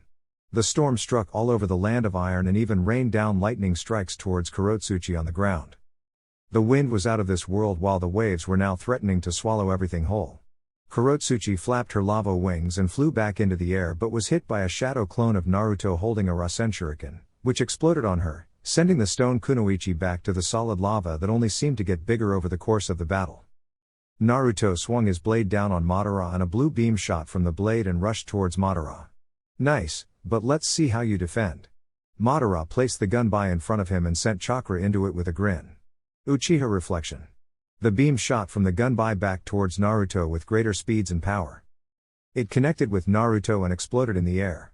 Naruto could be seen falling down from the sky like a comet. He connected with the black rock on the ground and groaned in discomfort. Naruto blinked his blue eyes and shook his white hair. A grin then formed and he exploded out from the ground. Now it's my turn to attack. Madara summoned his Susanoo and they both went through hand signs. Heaven concealed. The clouds made way for a giant rock that was falling from the sky. It was coming down and if it hit, bye-bye Iron Country. No way, Naruto shouted in excitement. This guy Madara was really something else. He got into a stance with his blade on the ground and performed the attack with ease. Even the heavens shake in fear when thy name is mentioned, Heaven Splitter. Naruto performed a powerful upwards vertical slash towards the heavens. The meteor was cut into and so was the one behind it that Madara had stashed away. Even the clouds were pushed apart and showed a long slash in them for miles across the earth. Madara looked on with a slightly wide mouth, but it was quickly pushed away as his grin only increased if possible. He's quite the guy like that Kabuto fella said. You've got to be kidding me. Calm down, we can still possibly take this victory today. Kurotsuchi rose to her feet and rushed towards Naruto. She was sure after using a move like that, he would be tired somewhat. Naruto ducked his head and sent an elbow towards Kurotsuchi's gut. She blocked it and flipped over Naruto and went for a punch to the back of his head. Naruto sidestepped the punch and performed a dropkick to Kurotsuchi's face and sent her flying back. Before she could be sent too far, Kurotsuchi threw out a fist of lava that hit Naruto and sent him flying as well. They both crashed into the ground and crafted trenches in the ground. Let me show you how to really blow this bitch up. Naruto quickly got to his feet and shot up in the sky. The white-haired boy raised his hand to the sky and let the storm clouds gather around him in the country of iron. Once again, Naruto had summoned Gyundo-one from his storm release. Let's see you reflect this bitch. Fall. With a strong command and closing of his fist, the attack happened. Chapter 31. Killer Bee was running through the snowy forest at great speeds. The sounds of battle along with the rumbles that felt more like earthquakes constantly sounded in his ears. Not to mention the humongous storm cloud above him that radiated power like a foul smell. What is going on, though? Bee asked Gaiki, his tailed beast. From what I can sense, it seems that Naruto, Kurotsuchi, and some other person are fighting in the sky, Gaiki informed his rapping friend. Whoever they are fighting must pack some serious power to keep that manic Naruto interested for so long. You are right, When Naruto sees a fight, he strikes like a lion and doesn't miss. But if you make him bored, you bound to come up missing. Be wrapped with his erratic hand gestures. I bet it's more of Kurotsuchi keeping him entertained. But what will he do about that Tsuchikage? I know Naruto doesn't show mercy, but will he kill that girl's grandfather in front of her? That will no doubt put an end to their relationship. Geki voiced his thoughts to B. B let a serious expression cross his face as he thought about the outcome of this. I don't know, it is impossible to figure him out. It was then B felt multiple chakra signatures appear around him. They landed in front of him and looked at him with hints of anger. It was Sasori, Dodari, along with a horde of white Zetsu and reanimated ninja. You may have beaten us the last time, but this time it's different. Dodari declared and already had clay birds flying towards B. The clay birds were trapped inside bubbles before they exploded. And how did you plan to change the outcome? Yutate's calm face came into view from behind a tree. Nice save bro, if it wasn't for you, I'd be smoking meat. Be wrapped once more. You know we got it, let one of these suckers come and they'll be leaving in body bags. Wei. Fu rapped with excitement. She sounded just like B but somehow more fluid. B looked on with tears falling from behind his sunshades. Fu had made him so proud just now, that he could die with a smile on his face. Let's just get this over with, Sasori said and pulled out an army of puppets that floated behind him ominously. Kinkaku and Ginkaku flew down on the members of Guardians with grins on their paper faces. The tools of the Sage of Six Paths are in their hands ready to do battle. You fools bring shame to the great cloud that is Kumo. Killer Bee said seriously for once. I will put you down. And I'll help. A woman's voice sounded and blue fireballs rained down like a storm on the clearing everyone was in. Yugito landed next to the other Guardian members. Around her body was the black and green cloak of the Guardians. Under that was her regular cloud outfit. What are you doing here, kitty? Weren't you helping bro? B asked with a hint of worry in his tone about his brother's safety. Don't worry, a lot of the enemies dropped dead from the power output of Naruto, Kurotsukui, and Madara Uchiha. Along with the combination of 3 perfect Jinchuriki fighting alongside the 4 Kage. Yugito finished with a grin. Oh, that's good. Killer Bee nodded until his eyebrows shot into his hairline. Did you say Madara Uchiha and 3 Jinchuriki? Yup. Yugito gave a grin. Back with the Kage, they were now fighting in a massive landscape. Bodies lay in pieces and uplifted boulders and rocks covered the field like a blanket. The shouts and cries of pain were all you could hear. When the sound of a jutsu being flung towards someone was not heard. Wind Dragon. Tamari swung her fan with all her might and a massive wind dragon sprung from her fan and consumed a hail of enemies. Tamari began to pant from exhaustion after using so many attacks and fighting for such a long time. Kankuro lands next to her with many puppets surrounding him. Are you doing alright sis? Kankuro asked, sending a worried glance towards his sister. Why yay, I'll be fine, just a little tired from this battle. You have become quite strong, Tamari. A familiar sounding voice sounded from behind Tamari. The voice was also familiar to Kankuro as well since he stiffened and slowly turned around. With a pit forming in the middle of her gut, Tamari turned around and saw the familiar form of her father floating on a cloud of gold sand. Father. What do you want? Here to ruin more families, Kankuro snapped with anger. Raza looked at his 2 kids with a straight face. It was only natural they would not be kind to him. Considering what he did to their younger brother. Gaara.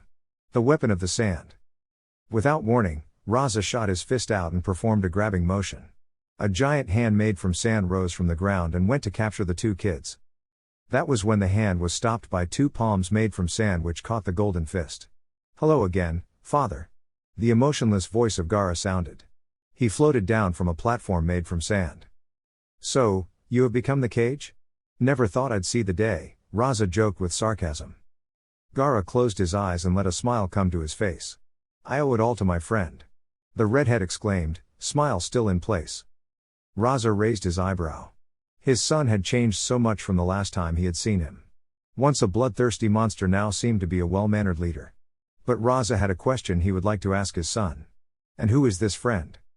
Gaara simply waved his arm in the direction of the monstrous battle taking place on the coastline. Raza turned to see a demonic storm along with lava pools and the remains of 2 giant rocks. In the air were 3 people fighting a dangerous battle. The air itself seemed to shake in terror from the tremors being caused. Raza observed a humongous lava dragon fly towards a flying man in blue armor. He witnessed the man be encased in a protective blue light and jump into the mouth of the lava dragon. The man exploded from the back of the dragon and delivered a punch to the woman with lava wings, which sent her into the black layers of cooled rock. What am I seeing? Raza asked with his mouth slightly wide. Nothing for you to worry about, you won't be here long enough to see it, Gaara said calmly and sent a fist made from sand towards his father. Onoki was flying through the air trying to escape from Tsunade, who was launching giant pieces of the earth up at him towards the air. What he thought would be an easy fight since Tsunade wouldn't be able to touch him, was not going the way he wanted. If he got too close to the ground, Tsunade would appear and send a massive blow meant to kill. Even when he dodged, he was still struck by the air currents, which were like rushing air currents blowing him off his flight path. Onoki decided he would fly higher into the air so Tsunade couldn't see him. Above the destroyed land of Iron Country. He channeled his chakra and let it flow through his veins. Onoki placed his hands in a diamond and aimed down towards the ground. Onoki was sending out the chakra of Tsunade and the rest of her allies. It was then he saw the form of Naruto floating high into the air with his hand raised elegantly into the air. It looked as if Naruto was reaching towards the heavens. Onoki got a better look at the gray sky and saw the terrifying form of Gyundowan. And no, he can't use that. We will lose. Onoki panicked inside his mind and switched his target towards Naruto, who was miles away. The blast will not only hit Naruto but also Madara and even his granddaughter. Onoki hesitates in letting the technique go and ends up hitting one of his own. But if he didn't use this, the stone would fall and this war would have been pointless. However, when this move hit Naruto, they would win and everything would all fall into place. Onoki would feel deep sorrow, but he would get over it in the next couple of years. He'd make sure those leaf ninjas would pay in kind for putting him in this situation. With a hard heart, Onoki let his particle style rush toward Naruto and the others. Naruto floated in the air with a grin on his face. His hand was raised towards the heavens. The technique was already finished and ready to strike. He had yet to use this in the real world, but there was no better time than now. This was an attack that would be a painting hanging on some rich fool's wall in the future. Naruto clenched his fist as if he had just grabbed the heavens by the balls and spoke with a grin. Fall. An intense bolt of lighting rushed down from the clouds with its target clear in mind. Madara and Kurotsuchi looked on with shock and trepidation. That was no normal lighting bolt, it felt alive. The power was immense and something to be truly feared. Madara's purple-ringed eyes glowed as a blue flame lit from his feet. That Naruto, he is daring.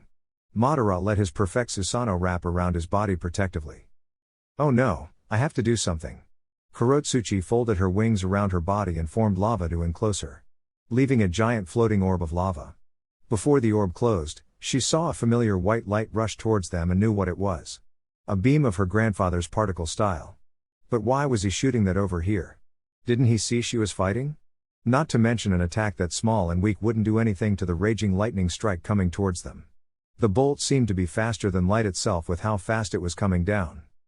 The attack from Naruto connected with Madara and Kurotsuchi, sending them both to the ground and completely evaporating the solid black rock underneath. Madara gritted his teeth inside the Susanoo as he felt the immense strain on his fake body as his Susanoo was being ripped apart. Kurotsuchi was in the same boat as she poured as much chakra as she could into the protective ball, hoping to somehow survive this blast. Naruto looked to the side as he saw a beam rush towards him, and in the distance, he could see the old man Onoki with a smirk. Naruto simply dodges the attack with a lazy look on his face. I've got you, Onoki said triumphantly inside his head. He gripped his fist and watched as the beam soon expanded and covered the sky, turning everything white.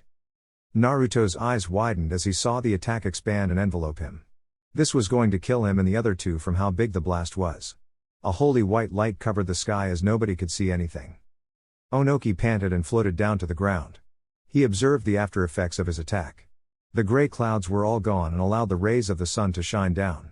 Everyone took a moment to stop fighting and look up. They observed as Onoki floated to the ground. What happened? Everything was just white. Ninjas mumbled in confusion to each other. That was until they heard the laughter of an old man. Onoki was letting out a victorious laugh as he held his head back and let out a hearty laugh from his gut. Why are you laughing, Tsuchikage-sama? One of the stone ninjas asked with confusion. Now was not the time to laugh as they were losing the battle and on their last leg. Onoki calmed down and looked at the stone ninja. We won. That brat is dead. All the stone ninjas recoiled from shock. Their hearts began to tremble and hope began to rise. Why, you don't mean? The storm of the leaf is dead. The heavenly demon is dead. The stone ninja looked around for the man who was normally clad in blue armor and kept a grin on his face. They couldn't see or feel his overwhelming power and began to let smiles cross their faces. Ha ha ha ha. One of the stone ninjas began to let out a burst of mocking laughter. How do you like that, leaf scum? That fucker is dead. Others joined in on his laughter and mockery of the leaf ninja. So much for being a demon. There's nothing left of that asshole. Tsunade listened to the taunts and felt her heart fall to her gut. She was covered in blood and grim from this battle. Her green robe had been left to fly off. She extended her senses and tried to feel her son. Her head turned in all directions as she tried to feel anything. No, this can't be real. Tsunade dropped to her knees and she felt tears sting the corner of her eyes. Not Naruto, he just couldn't be dead. She couldn't lose anyone else. Especially not her son. All the leaf ninjas looked down and felt their resolve weaken at the taunting words. Many began to weep for their fallen hero. While Naruto's closest friends dropped their weapons and comforted each other. Is this true, Naruto? Have you really fallen today? A asked while looking at the sky. He looked to the Hokage who was on the ground clenching a fistful of dirt. I guess even the mightiest can fall, Mei said in a subdued tone as her time with Naruto felt too short. No. The two looked to see that Tsunade had stopped shaking. What do you mean no? I know it hurts but Naruto is dead. A told Tsunade harshly. No, Tsunade said one more time but with more strength in her words this time. Black markings began to stretch across from the diamond seal on her forehead. A blazing fury had been set in the eyes of Tsunade as she gazed towards Onoki and the army of stone ninja, Zetsu along with reanimated ninja. Naruto is too strong to have fallen to such an attack. And even if he did, my son would not want us on the ground weeping at his death. He'd want us to pick up our weapons, and fight. Tsunade dashed off and left a crater in her previous position. Tsunade rushed towards the army in front of her with a fury unmatched. She pulled her fist back and got ready to release an attack like no other. Multiple stone ninjas appeared in her way and slammed their palms on the ground. Massive walls rose up from the ground intent to block the Hokage's path. Tsunade simply scowled and sent her fist crashing forwards and increased her speed. The woman left a trail of destruction in her wake as she continued to move further ahead. Bang! Tsunade connected with the walls in a loud explosion. But like most people thought, she did not stop and kept crashing through all the walls. Each time she hit a wall the sound of an explosion sounded out and many walls collapsed to the ground. Onoki watched the unstoppable force which was Tsunade drive right through all of his forces. He prepared a jutsu for the force which was Tsunade. Onoki crafted a stone golem and allowed himself to be raised. Onoki made the golem stronger by using his super heavy boulder jutsu. This made the golem even heavier and would certainly pack a greater punch. Tsunade busted through the last wall and made direct eye contact with Onoki. There was clear murder in her eyes and nobody would stop her. Naruto would want her to get back at the bastard that managed to kill him. With a mighty yell, Tsunade swung her fist towards the stone golem Onoki was riding. The output of power knocked everyone back and ripped the ground to shambles. Onoki's golem was being destroyed but he quickly used earth chakra to place it back together. The skin on Tsunade's arm was being ripped off and her bones shattered under the tremendous pressure, but due to having her seal activated she was able to quickly regenerate and push back more force. The two Kage were blown backward several feet as the force became too much. They caught themselves and glared heatedly at each other. This war is not over yet, Tsunade said and got back to her feet. While her comrades gathered behind her with weapons drawn and ready to do battle. You've lost, just accept it. Onoki retorted with a glare on his old face. In the deep sea, Madara's body put itself back together. He then looked around to see his surroundings. To think, he managed to destroy the perfect Susanoo completely. Only Hashirama managed to do something like that. His plan would never come to be if he couldn't stop Naruto. As much as he enjoyed the battle, there was still the Moon's Eye plan. I've got to put him down for good. It's time we use the big guns. Madara let his perfect Susanoo come to life and he exploded from the sea. In a sea of darkness, Naruto rested. His hair had returned to normal while his eyes were closed and a grin was on his face. The battle was great and he had no doubt it wiped out the island they were fighting on. Now he had to get out of this place. But first. What the hell are you doing here? Kurotsuchi yelled at Naruto. She let a ball of fire hover over her finger and it showed Naruto laying under her with his arms around her waist, while she sat comfortably on his lap. Her face was flushed just the slightest. Kurotsuchi was in her lava orb trying to avoid the death that was sure to come from Naruto's attack. She was still in her transformation and wondered why Naruto wasn't. But more importantly, how the hell did he get in here? Oh, you know, a little flash here and there. Then boom. Here we are. Naruto replied with a playful wink. Kurotsuchi's red hair flared in anger while her eyes bore a hole into Naruto. She then got a good look at the blonde. His blue armor was gone along with his black undershirt. This revealed his steel-hard pecs and abs. Her face brightened and she punched Naruto in the gut hard. Naruto let out a breath. Ouch. You bitch, I almost died. Sorry, Naruto said but didn't sound too apologetic. Kurotsuchi would have continued to yell at him more until she witnessed Naruto's face become an angry snarl and a beastly growl escaped his lips. We need to talk. Naruto seriously spoke to Kurotsuchi, who dropped her transformation. About. She leaned back and crossed her arms. But Kurotsuchi still rested on Naruto's lap while his strong arms were still around her. Your grandfather and this war going on outside. Kurotsuchi's eyes narrowed down at Naruto. Are you going to give up and return home? The blonde let a smile cross his face. You know me better than that. Kurotsuchi looked the other way with a huff. But seriously, I'm going to kill Onoki. Kurotsuchi did not yell or plead. She simply bit her lip and trembled. She knew this was the outcome when coming here. No matter what was done, Naruto would end up killing Onoki somehow.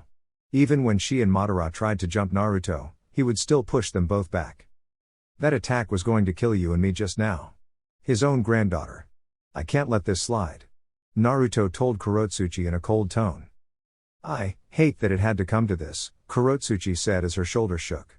I tried to get him to stop, but he never listened to me. Naruto brought Kurotsuchi into his arms and let her rest on his bare chest.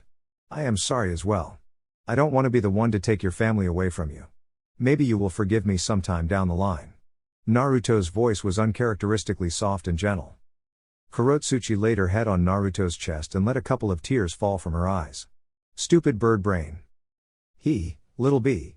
Naruto laid a gentle kiss on her forehead and he flashed away, leaving Kurotsuchi in the sea of darkness to drown in her sorrows. This was a crazy world they lived in.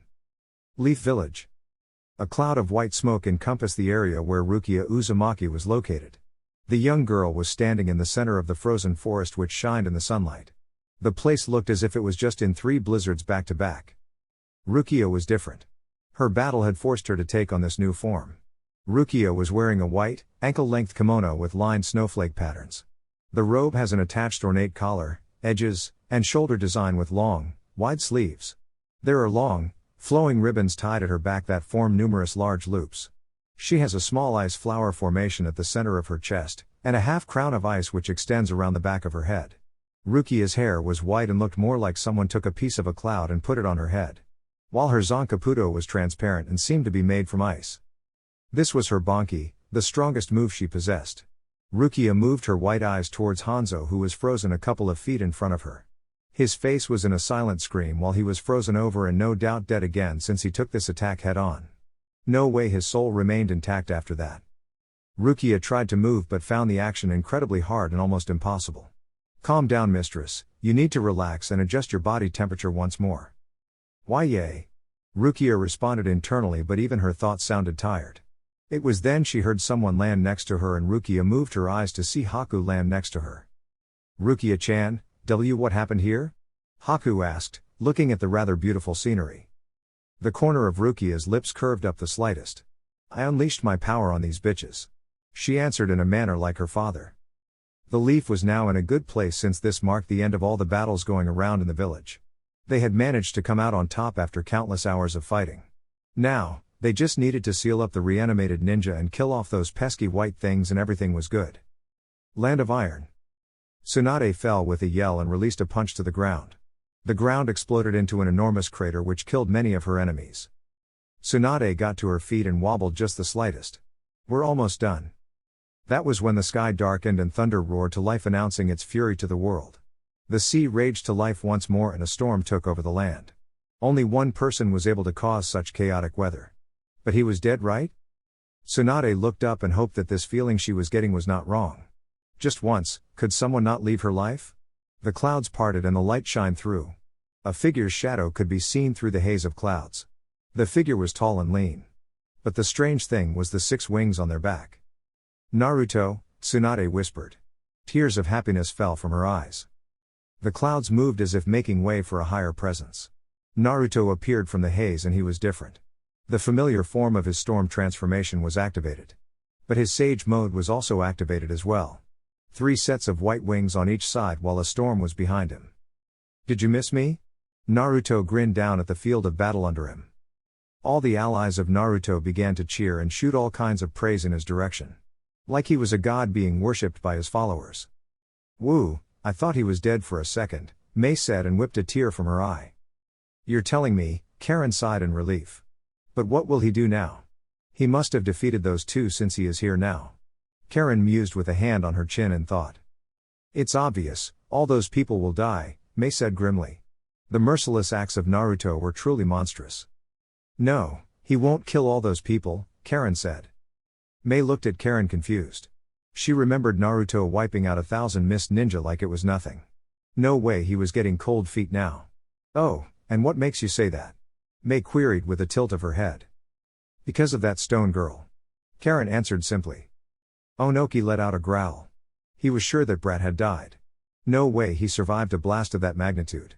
So how? How was this Brat alive? He watched as Naruto descended down to the ground. Like an angel coming down to earth, but Naruto was far from an angel. He was a demon. But this felt different. Naruto was not grinning or smiling. His sky blue eyes were narrowed in a glare while the chakra around his body vibrated irritably. This was a long time coming, but it ends here. Naruto mouthed with lingering anger in his tone. The sword that had killed many before was clutched tightly in his right hand. Yes, your death slowly approaches. Onoki spoke on guard. There was no telling when Naruto would strike. My death, I plan to live a long healthy life, Naruto chuckled. When I die, it will be surrounded by women in this beauty right here. Naruto held up his elegant blade. He observed how the red and purple mixed all along the blade and had to say it was a sight to behold. When Onoki saw Naruto raise his sword, he sunk his feet into the ground and got ready to move if necessary. You die today. All of the remaining stone ninjas surrounded Naruto with weapons drawn and sent the killing intent toward him. I look forward to seeing how Kurotsuchi runs the village in your absence. Naruto told Onoki with anger seeping off him and the grip on his blade tightened. Onoki widened his eyes in surprise. Is she still alive? Naruto let a smile cross his face. She's stronger than you know. In power and strength. Onoki tried to respond but was cut off. I don't give a fuck. You can think about your choices in hell. Naruto addressed. It was then he disappeared from his position. All the stone ninjas looked around with fear on their faces. Nothing good ever happened when Naruto wasn't in view. Onoki prepared a jutsu. Until he felt someone behind him. The world lost color and became inverted. The last thing he saw was his granddaughter looking down at him from the sky in a floating orb of lava. Her pink pupilless eyes gleamed with tears. The pity and sadness she held for him was clear for all to see. Naruto had cut off the Tsuchikage's head. The white-haired boy didn't even flinch or recoil at such a kill. Everyone stopped what they were doing to witness the historic sight which took place. You bastard! Monster! Stone ninjas hauled insults toward Naruto with clear anger. They were all about to advance and try to avenge their fallen Kage, until Kurotsuchi landed in front of him. Kurotsuchi-sama. Kill him. Take revenge for your grandfather. Kurotsuchi clicked her teeth and released some of her killing intent and chakra for the remaining stone ninjas to feel. All of you shut up, she bellowed with fury. Rather it was towards her comrades, the situation, or Naruto killing her family in front of her. It was a good combination of all of the above. This war is over and we are heading back to Earth Country, Kurotsuchi yelled with her powerful voice reaching all those present. Some of the stone ninjas looked as if they wanted to retort, but when they looked at Kurotsuchi they all lowered their gazes. Nobody had the nerve to challenge the powerful figure which was Kurotsuchi. Naruto looked and felt a little conflicted at his actions. He felt sad for making Kurotsuchi so sad and wondered if killing her grandfather was the correct thing to do after all. It was something time would heal, but right now he would try and do something for Kurotsuchi. Naruto walked up behind her and attempted to say something. That was before Kurotsuchi spun on her foot and sent a chakra and lava-enhanced fist into the chest of Naruto. The winged man soared through the air like a comet. I deserve that. Naruto mentally nodded before he connected into the ground and left a Naruto-sized crater in the ground.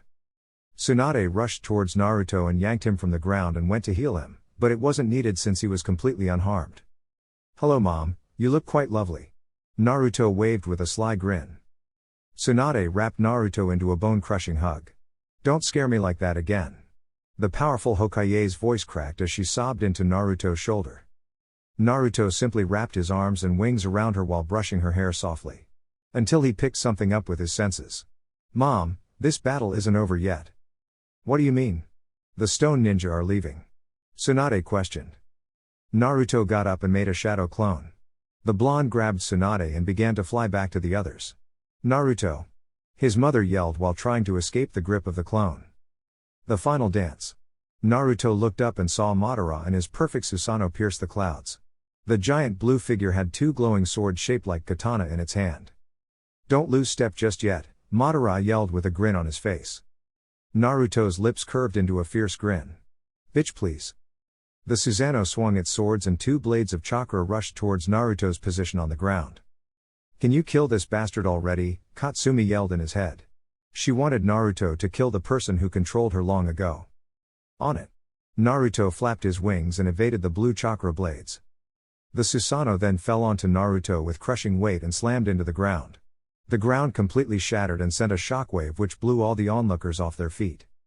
Crushed like a bug, Madara mumbled with crossed arms. He was expecting better. That was until Madara felt his Susanoo tremble and move without his command. "Get this shit off me."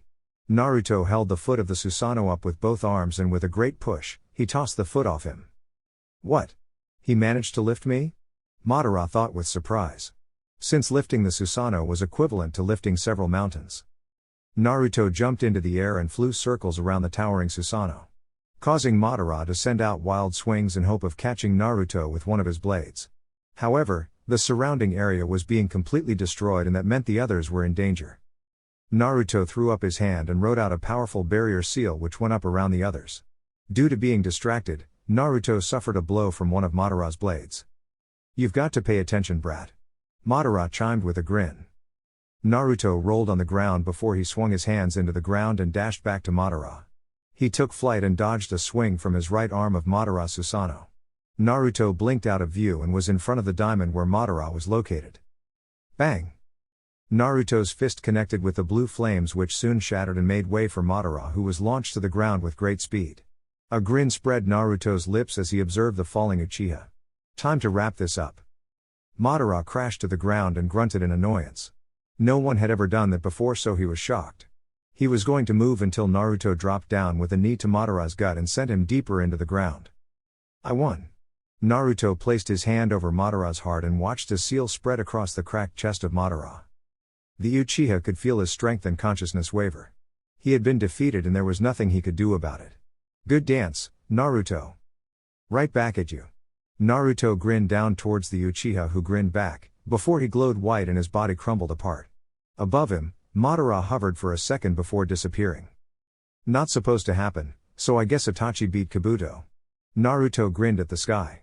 The Uchiha had done the world proud. It was sad that nobody would ever know about the heroic act of Itachi, but he supposed Itachi would like something like that. But someone else needs to die. Naruto turned his slit eyes to a pile of rubble. Naruto dashed towards the rubble and sunk his hand into the ground and pulled up a body of black mass. "The little rat shows itself." "Why you can't kill me?" Zetsu gritted out. He was trying to turn his body into liquid and escape, but he couldn't. "Maybe I can, maybe I can't. You are just going to sit in this seal." Naruto raised up the seal he had for Madara and tapped Zetsu on the head with it. The black mass was then sucked into the seal and let out a final protest. Naruto then obliterated the seal by shredding it to pieces with wind chakra. "Now it's over." Naruto let his transformations drop and laughed in victory. He dropped the seals and let everyone make their way toward him. This war was over, and they would no doubt throw a giant party tonight.